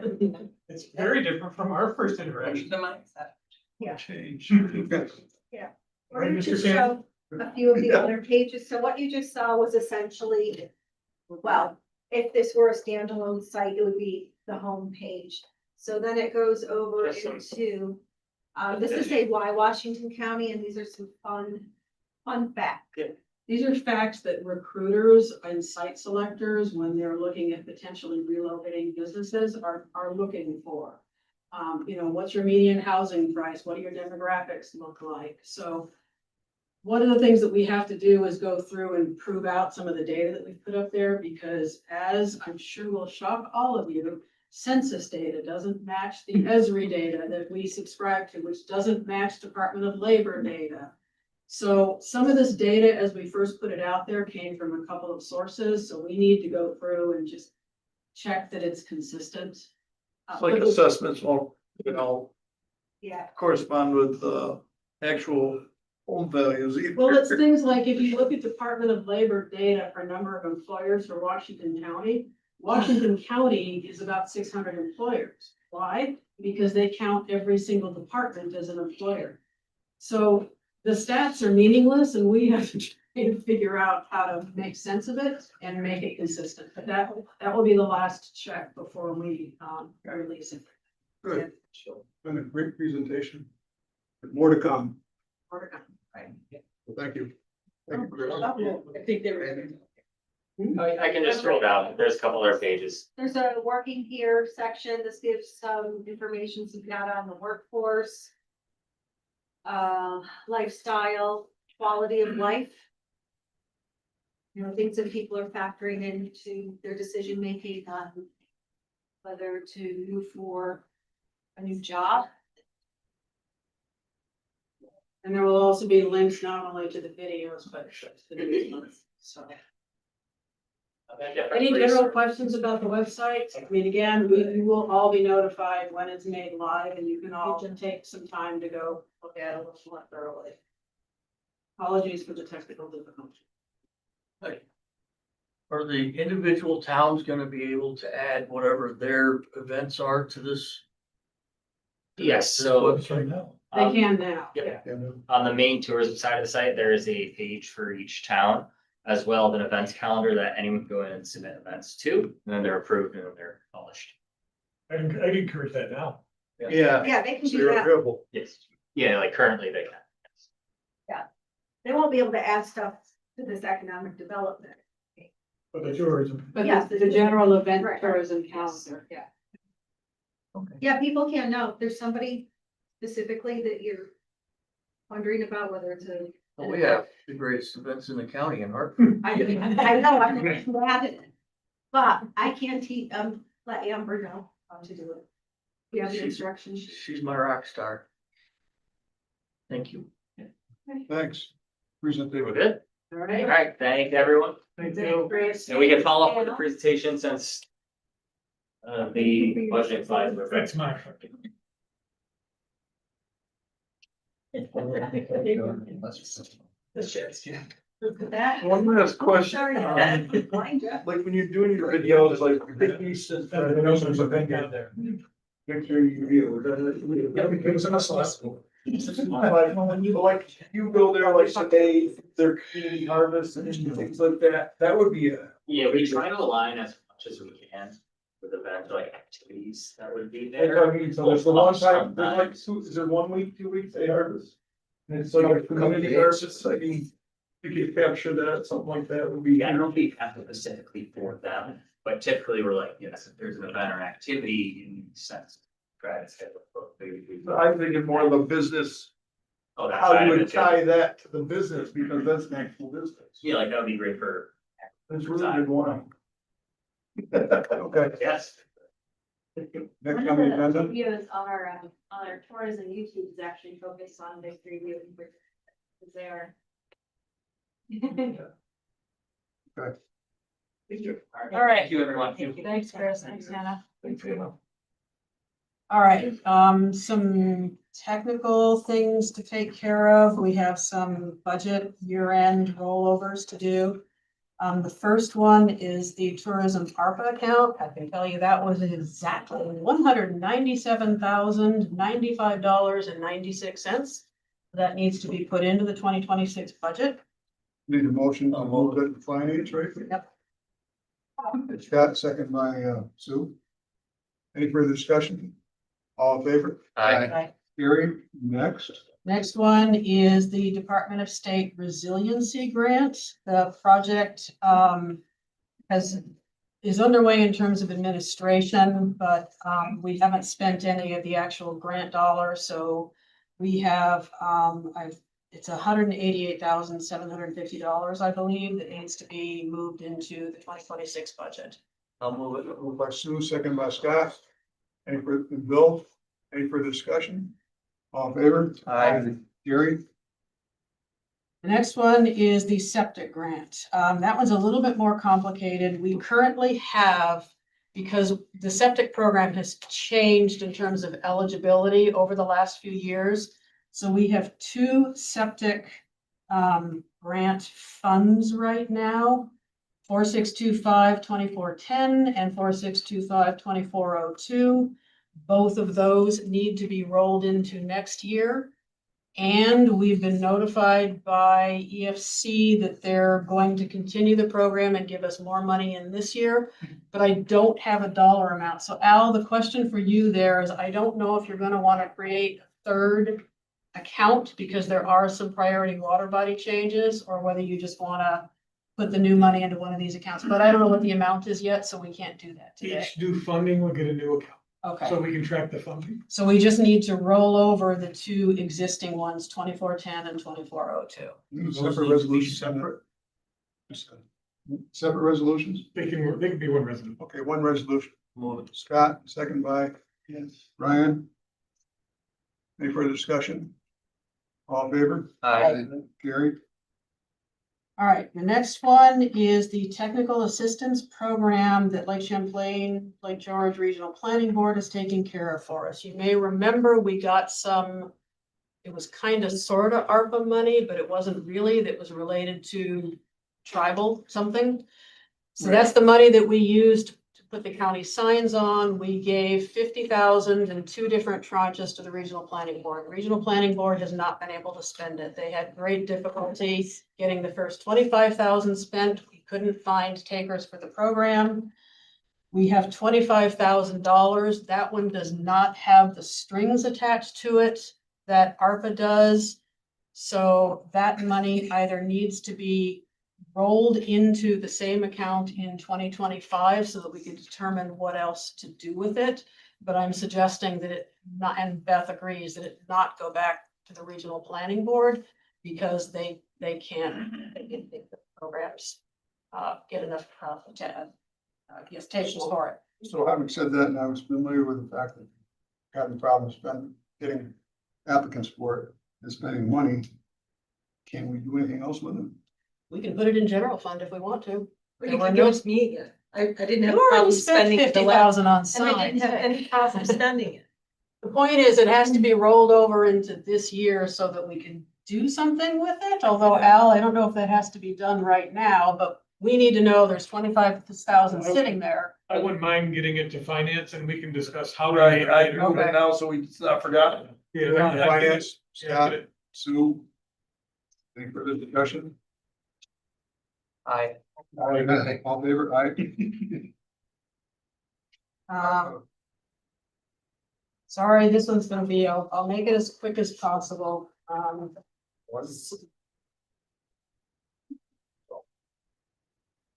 Oh, sorry. All right, so quick recap. I'll leave it.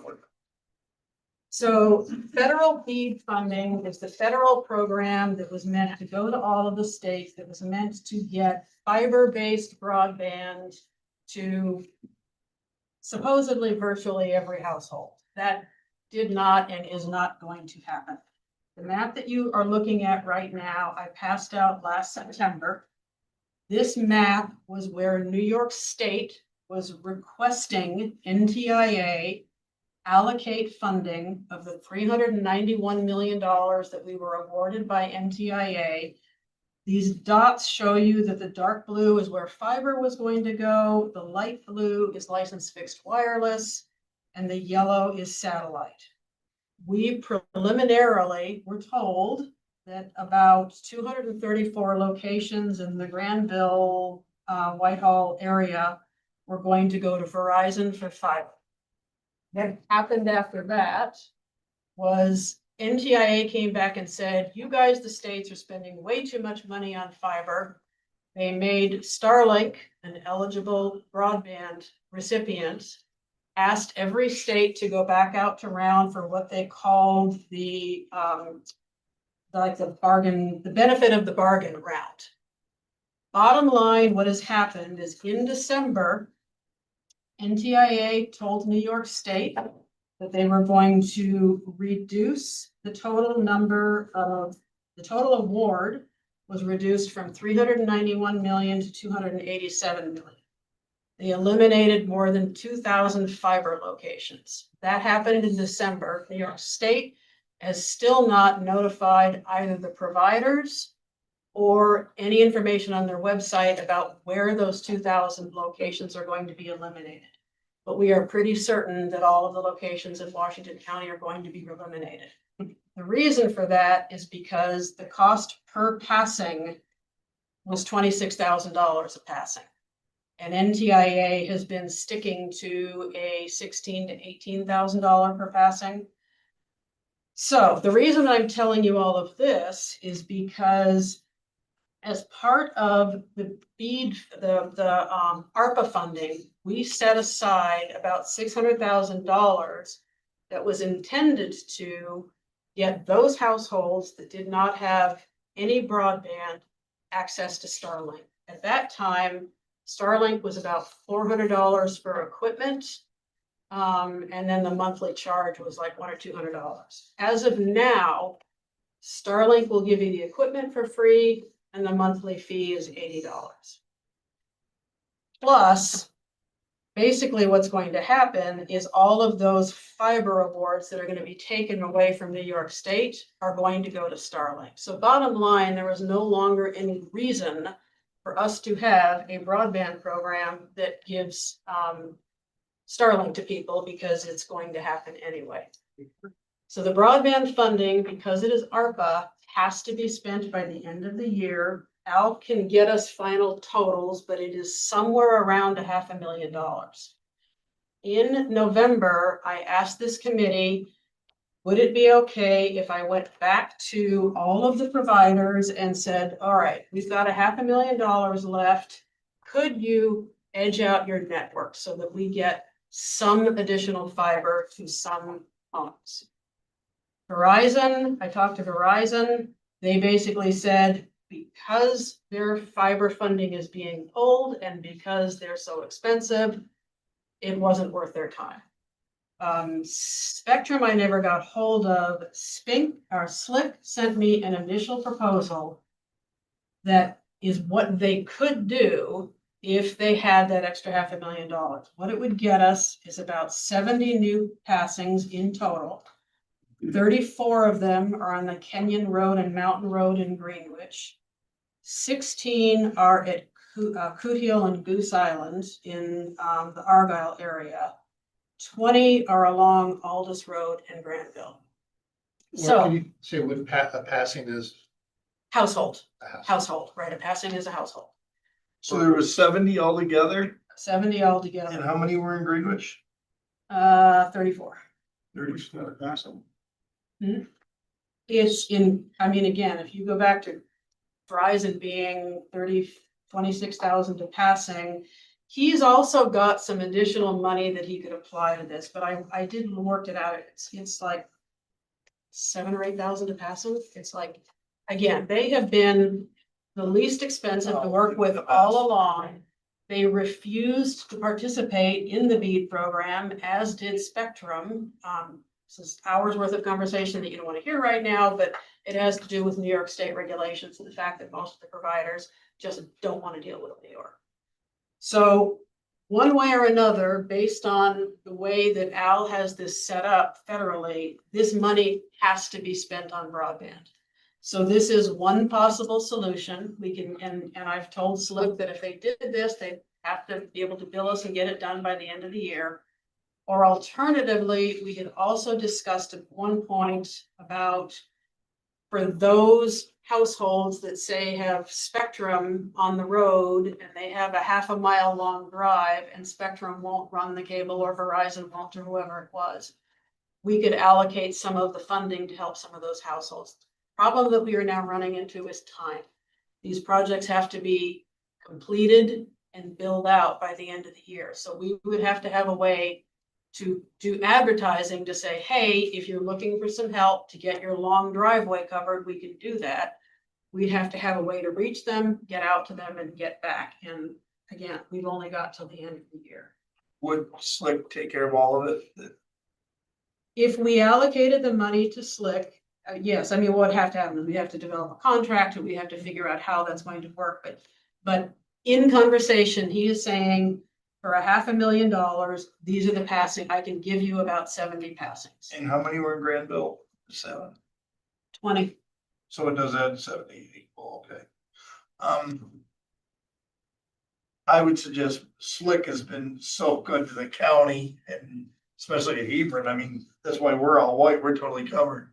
I would suggest that we go with Slick and make this happen if they can have it done by the end of the year. I will tell, so originally, there's one other thing you have to know. The only way that it does happen is these are going to have to be buried passings. Again, going back to New York State, how they deal with the utilities. There's a lot of them anyway. It is taking 2 years to get pole permits. Yeah. So nobody can extend a network where it requires pole permits because those are taking 2 years. So this would be buried fiber, presumably buried in the municipal right of way. I've told him he's gonna have to reach out to each of the towns that this would affect and make sure that there's no problem with buried cable on those municipal right of ways. It's pretty fast. About right of ways on the state highways and county highways. That's probably not a problem in the areas that were mentioned. So he didn't come back and say, I will double check with him, but I did say, if you're talking about municipal right of ways, I don't think it will be a problem at the town level, but we'll have to. What roads again, please, for Greenwich? Kenyon Road and Mountain Road, that area. Those aren't state roads. And Granville wasn't either. And Coot Hill, Goose Island, that's Yeah. Argyle area. Right, that's those are county roads, county or town roads. And Aldous Road and Granville. Yeah, same thing. So I think we're good with that. I don't think that's a problem. So I will have him check this and there will be a contract, but if we have to have the money spent by the end of the year and I need to get it going if this is what we're. And they can, I mean, they'll have to wait till the frost out of the ground, but they can move quite fast when Yes, they're they burying can. that. So do we need to move that to? You need to contact first. I will get you a contract by finance. Well, right. You'll eventually need to move it to the full board for the chair. Yes, yes. Yeah, it's just we need to progress it forward. So we need a motion to move it to finance. Right. Second. Sue, Scott, any further discussion? Aye. All in favor? Aye. Gary? All right, and then, sorry, two more things on my list, just to give you some general information about funding awards. As you know, CFAs happen at the summer timeframe.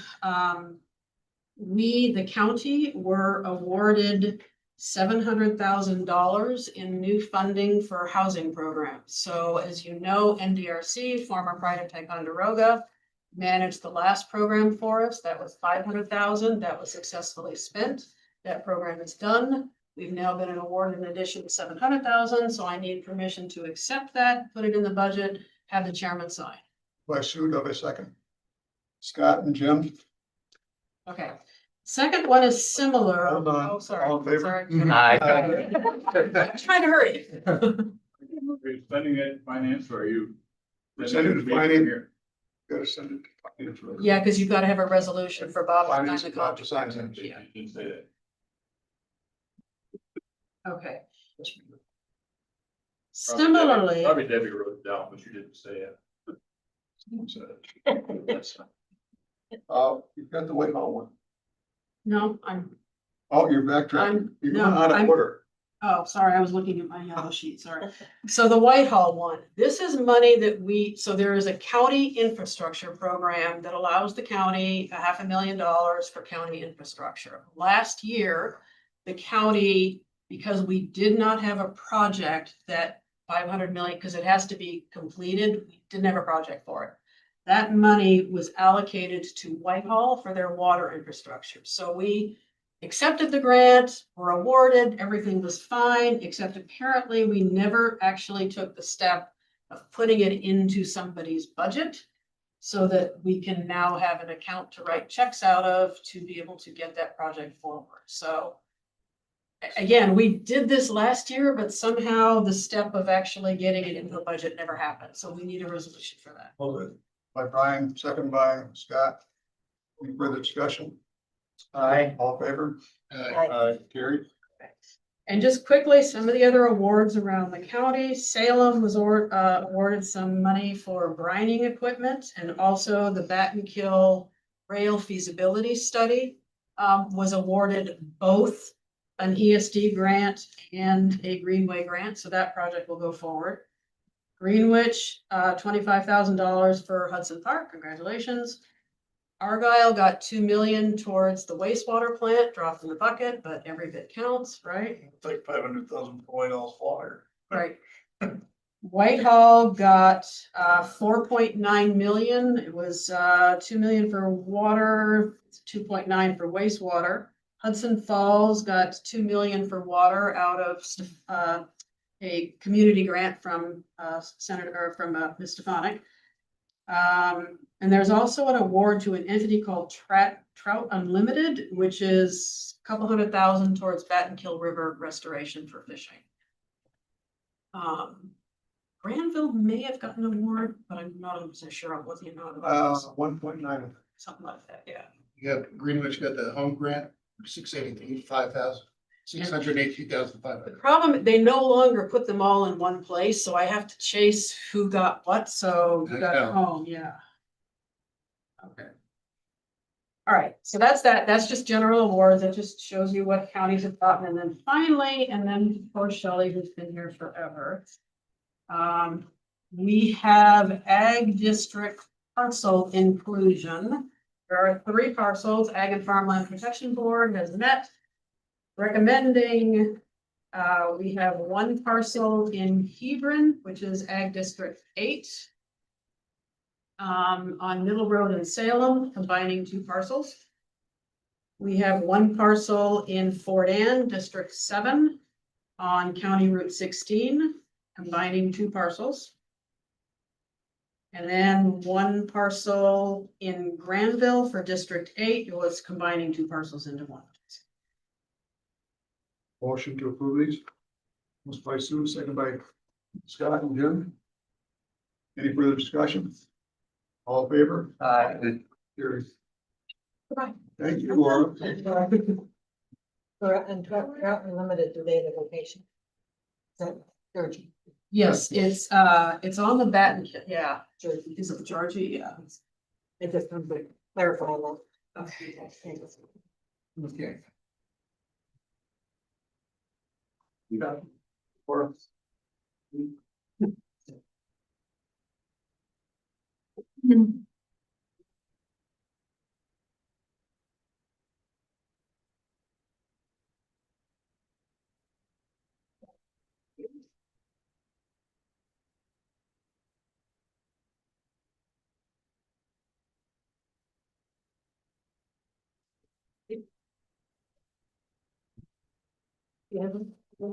No, no. Thank you. She saved me for the last. That's the last. Oh, you got one for us too. You need no one down there right now. You good? Yeah, another couple of things. Couple on there. Laura. One when you got it.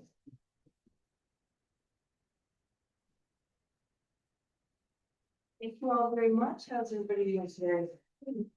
Good. Been a long day for you all, hasn't it? Okay, so, today I am here for two reasons. The first is just my quarterly reporting on workforce development, to this board. And so you'll find the first thing that I handed you is this report. It's looked different every quarter because I am just tweaking it, trying to find something that is palatable, but gives you the information you want. So I'm open to input. Feel free to email me if there's something in particular you want to see or something you want to see more of. We have had a relatively, and this reporting is specifically, usually I do a full quarter. This is on November and December because our timeline got thrown off in the fall and I reported in October with the other 3 months. So this is for November and December. We've had a relatively quiet, that's really not an accurate word, a couple of months in workforce development. As I mentioned at the end of last quarter, we had government shutdowns and all of the different things that were going on. We had some layoffs. We've had some pauses in some expenditures.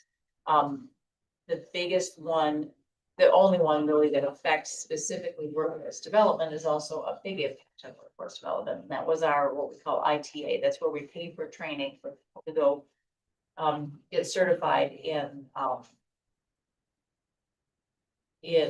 careers that will offer a sustainable wage and offer them movement forward. We only paused it for just about 2 months. We just opened the ITA process back up in December. And we do have some applicants. We're processing some applications right now that should go out this month. So it was a short pause and we did continue with those we'd already committed to. We didn't pull back on any that we had already committed to, and so those folks are still going through training. We have seen, we've seen a lot of people. We still have really good traffic, which is good. Our staff is doing some great stuff. They've been doing, focusing a lot more on business outreach and getting to know local businesses and other nonprofits. They've been presenting in other places, getting to, I know, they went and spoke at the Wheat House. And now I've blanked on a couple of the other places that they've been to recently, but they've been just getting out and about and getting to know other businesses and other nonprofits in the area and make sure that people know what we do, why we're here, and how we're here to help in the workforce. They're also changing or adding to some of the services we offer in our virtual training. We have the entire Workforce Development Board has in collaboration with the Capital Region has some virtual trainings, like resume building, interviewing skills, things like that. The calendar goes out every month. Our staff participate in that. The training is split between the different areas. Some of our staff do some of those trainings, but we are also preparing, we're in the planning stages for turning some of those trainings into quick YouTube snippets of trainings that would be viewable for people. It's interesting that it came up in the previous presentation. Certain demographics, really, first of all, millennials and younger, studies show that if you don't get their attention in the first 8 seconds, they're on to the next video. Yeah, 8 seconds to hook them. They'll watch something for more than 8 seconds, but you got to get them in that first 8 seconds. Very quick snippets of things. So we're looking at doing instead of the full length interviewing skills, for example, it would be a series of very short videos, very short how-to kind of videos on YouTube that we're working on.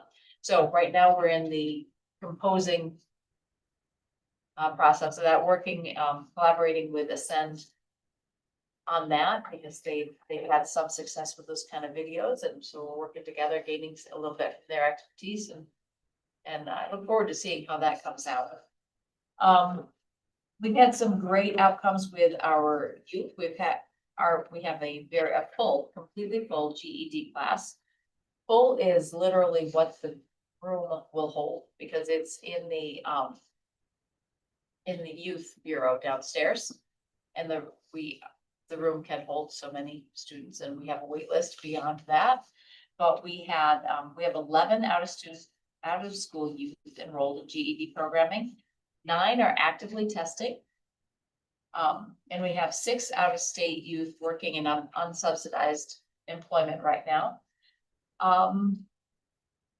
We had, I think, 4. Yes, here we go. We have 11 GED participants, 9 actively testing, 2 on the wait list. And we did have, I think, 4 that just passed the GED, but it wouldn't have shown up on this report. So you'll hear from me on that next time. But these students are doing some great things. We're also subscribing to a service that is new to us that will give us the capacity, and I don't remember the name of it off the top of my head. It'll give us the capacity to expand the number of young people that we can provide GED prep services to, because it can be self-study. It'll give us the opportunity to offer that self-study to those who either don't like, we have some who struggle with being in that classroom. So some of the things that our staff are doing are working on getting fidget things for the tables, different things like that to try to help keep the kids focused. It's hard for them to sit still. It's a new generation. This is something I've had to learn too, because it's new to me. You sit and you focus, but it's not always like that. So some of these young people really struggle. They struggle also being in that tight space with other people. So we're giving them tools to help them succeed in the GED classes, but also this new platform will give us the opportunity to guide them through the self-study preparation for the GED. Our counselors would still be not only available to them, but will be able to work through that guided self-study with them and see their progress and help them with it, and offer them all of the other services that we currently offer GED students, which are all kinds of wraparound things, including a stipend to help get them there to the classes. Yeah. Out of school youth, what grades or ages? Out of school youth is 16 to 21, I believe. But that are not enrolled in school, have not completed school. And they're reported to you by the local school districts? Yes. Thank you. No problem. Yeah. Do we reach out to those students and then when it's reported that they've dropped out of school, or do they have to reach out to you? I don't think the school could share with us the specific names. Oh, okay. That's privacy protected, but we get out there as much as we can and into the schools. particularly our youth counselor actually has a really, Alicia Brockway, she's amazing. She has a really good relationship with the superintendents and the guidance counselors in all the school districts, really.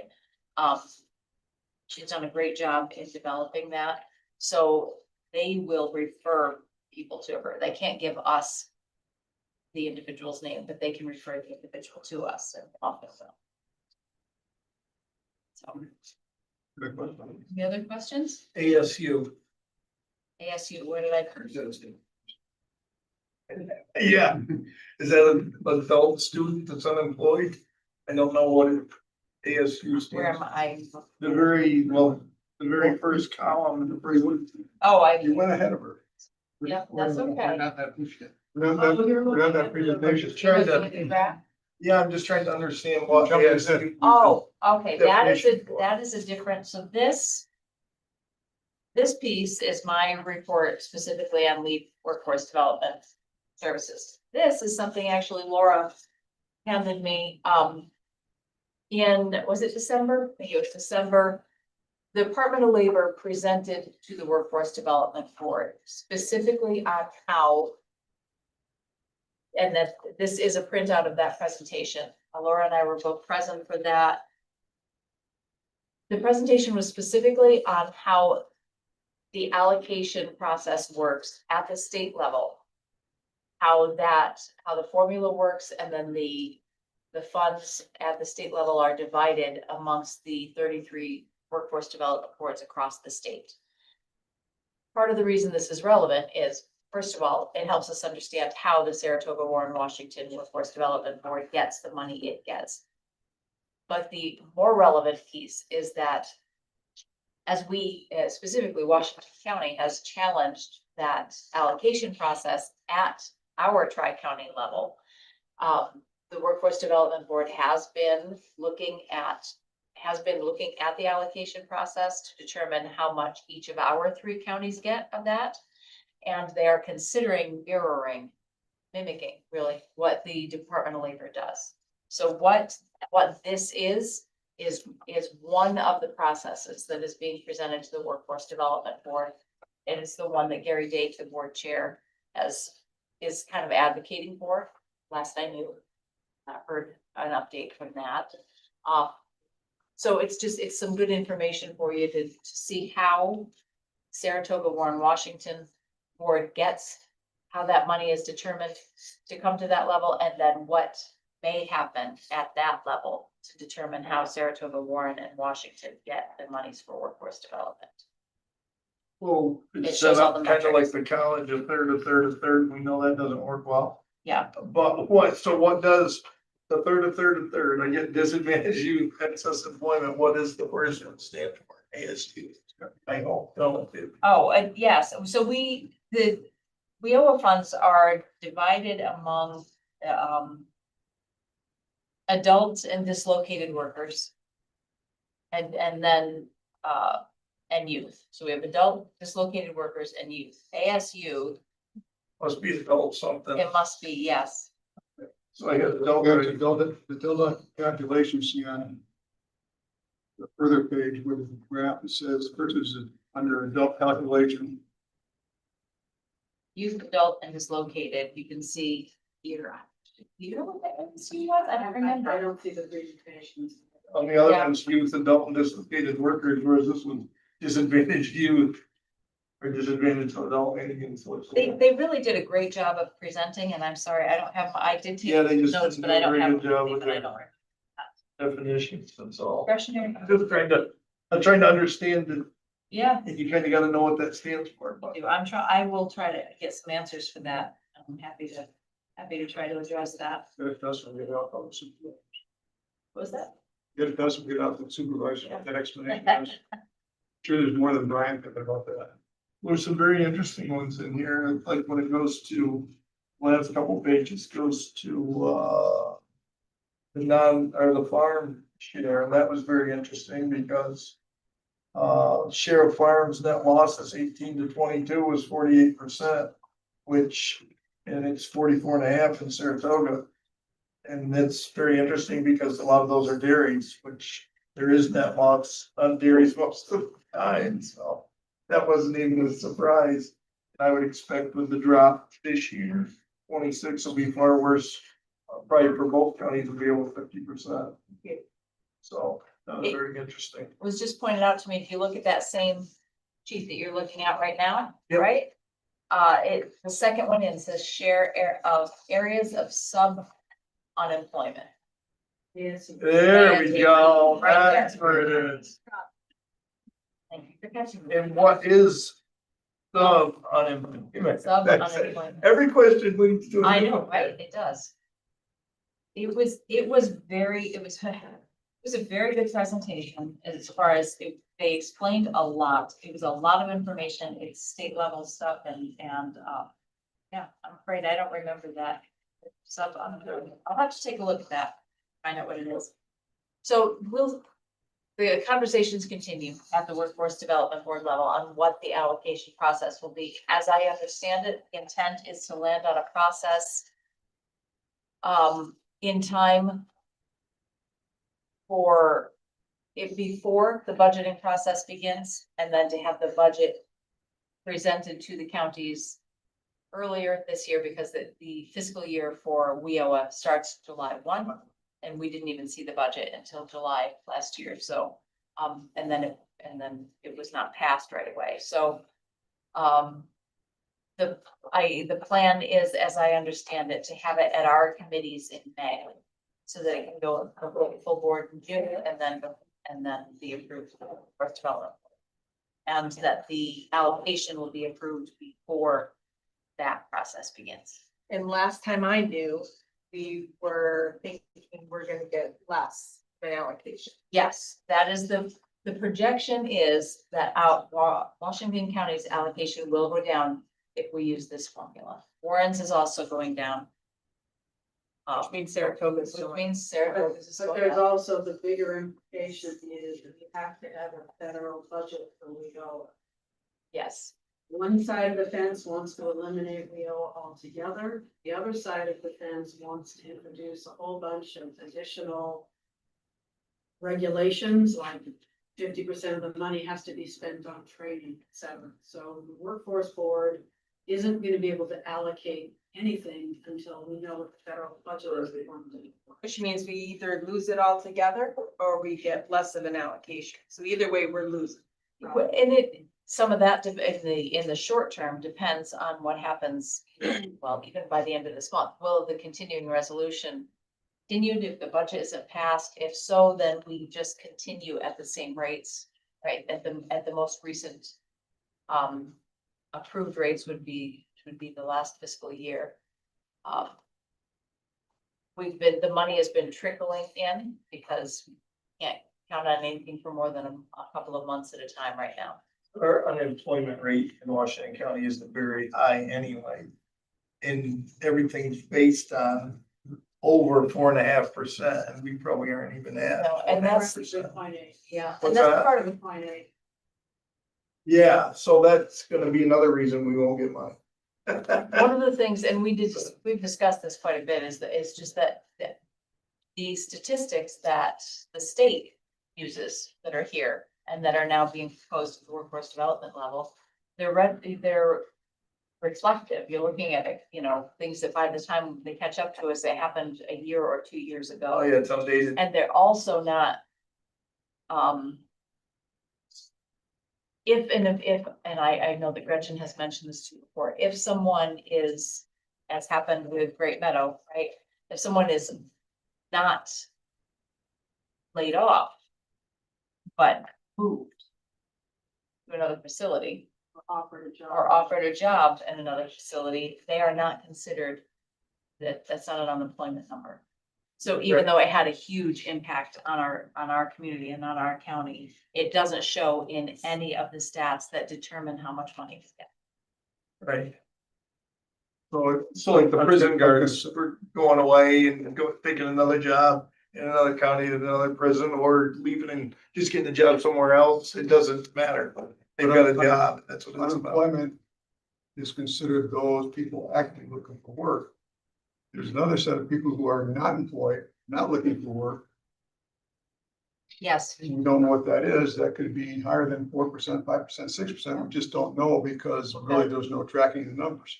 But those who aren't even on the radar because they've been unemployed long enough that they don't qualify anymore for unemployment insurance and. Okay. So that's just information, and, I look forward to sharing more with you as we really are expanding our workforce development, activities as much as we can. I've got the unfortunate, events that led to layoffs or leave have also produced some good outcomes. It's given me a chance to really be very, very hands-on with that particular staff, with those staff members right there in our community services workforce development downstairs.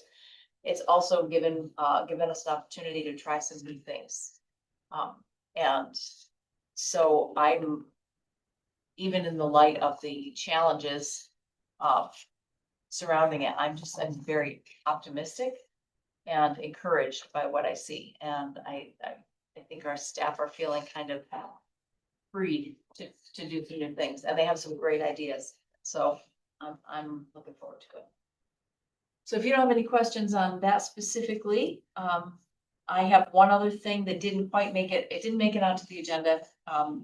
My fault, I misunderstood. So we have, as you know, Washington County, each of the counties in the Workforce Development Board has a certain number of appointments to that board. One of our appointments is Dr. Tarina Parker, BOCES. Dr. Parker was initially a Washington County appointment because of the BOCES site in Hudson Falls, but that's expected to close with the completion of the BOCES Future Focused Facilities Project, which is expected to be completed in 2027. Also, the Workforce Development Board's current Hudson Valley Community College appointment, this was current at the end of 2025, retired as of the beginning of 2026. And her replacement is a Washington County resident in Greenwich. So Gretchen Steffen actually proposed that the Workforce Development Board switch Tarina Parker's appointment to Saratoga County. She would become a Saratoga County representative, and that would leave us with an open slot. And she is proposing that we appoint Jonathan Ashdown, who is the replacement at Hudson Valley Community College. He's the Executive Vice President for Workforce and Industry Partnerships and North Campus Operations at Hudson Valley Community College. And he's got a PhD, an MBA, an MS, BS, Rensselaer Polytechnic Institute, and he is a Greenwich resident. So, yeah. So having had the nod of approval from Laura, I would ask for a motion to appoint him. Scott, second by Jim. Does this have to go to the board? I believe it does have to go to the board, yeah. So we're moving this to the board. So that would be, I have that then as a term that would be from February 20th, which is the full Board of Supervisors next meeting, I believe. So the term date would be February 20th of 26 to February 20th of 29. It's a 3-year term. Do you have something, Bill? Yeah, I think he lives in East, he doesn't live in Greenwich. Yeah, go ahead, take credit for it. Got a Greenwich mailing that. Okay. What's his last It's name? Washington County. His last name is Ashdown, Jonathan Ashdown. And at the same time, that BOCES probably won't be completed till 2030. Probably not. Hard to say. So. I don't know that it matters. I'm just sharing what they tell me. Yeah. So, did I get a motion on that? Yeah, very much. Yeah. Motion second. All in favor? Aye. Opposed? Thank you very I much. do have a couple of things. First of all, I think as we heard in the presentation that we put a lot of effort on tourism and not enough effort on economic development. That wasn't what I heard. We're putting more on. We're gonna put more on it, but I didn't hear we didn't put enough on it.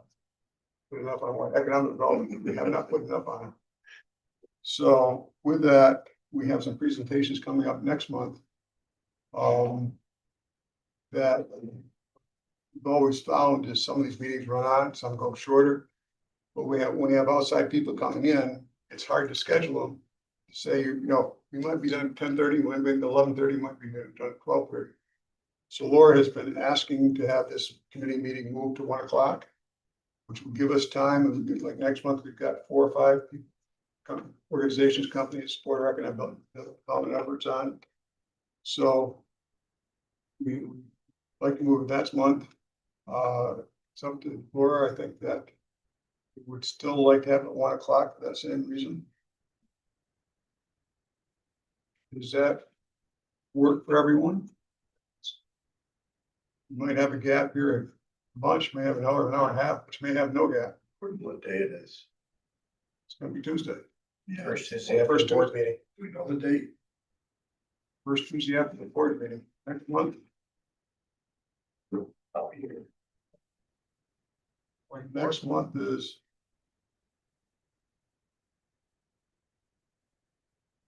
Twenty-fourth. Sounds good. 24th.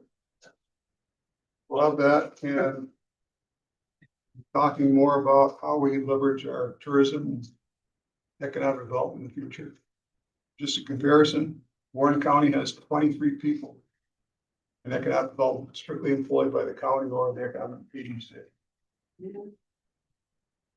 23 people between planning for.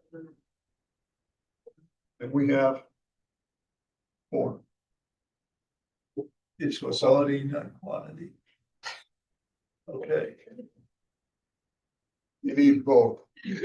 Laura's stressed out where she is right now. She can't add much more to her That's because she found out who her committee chair was. Time to call this meeting. Time to call.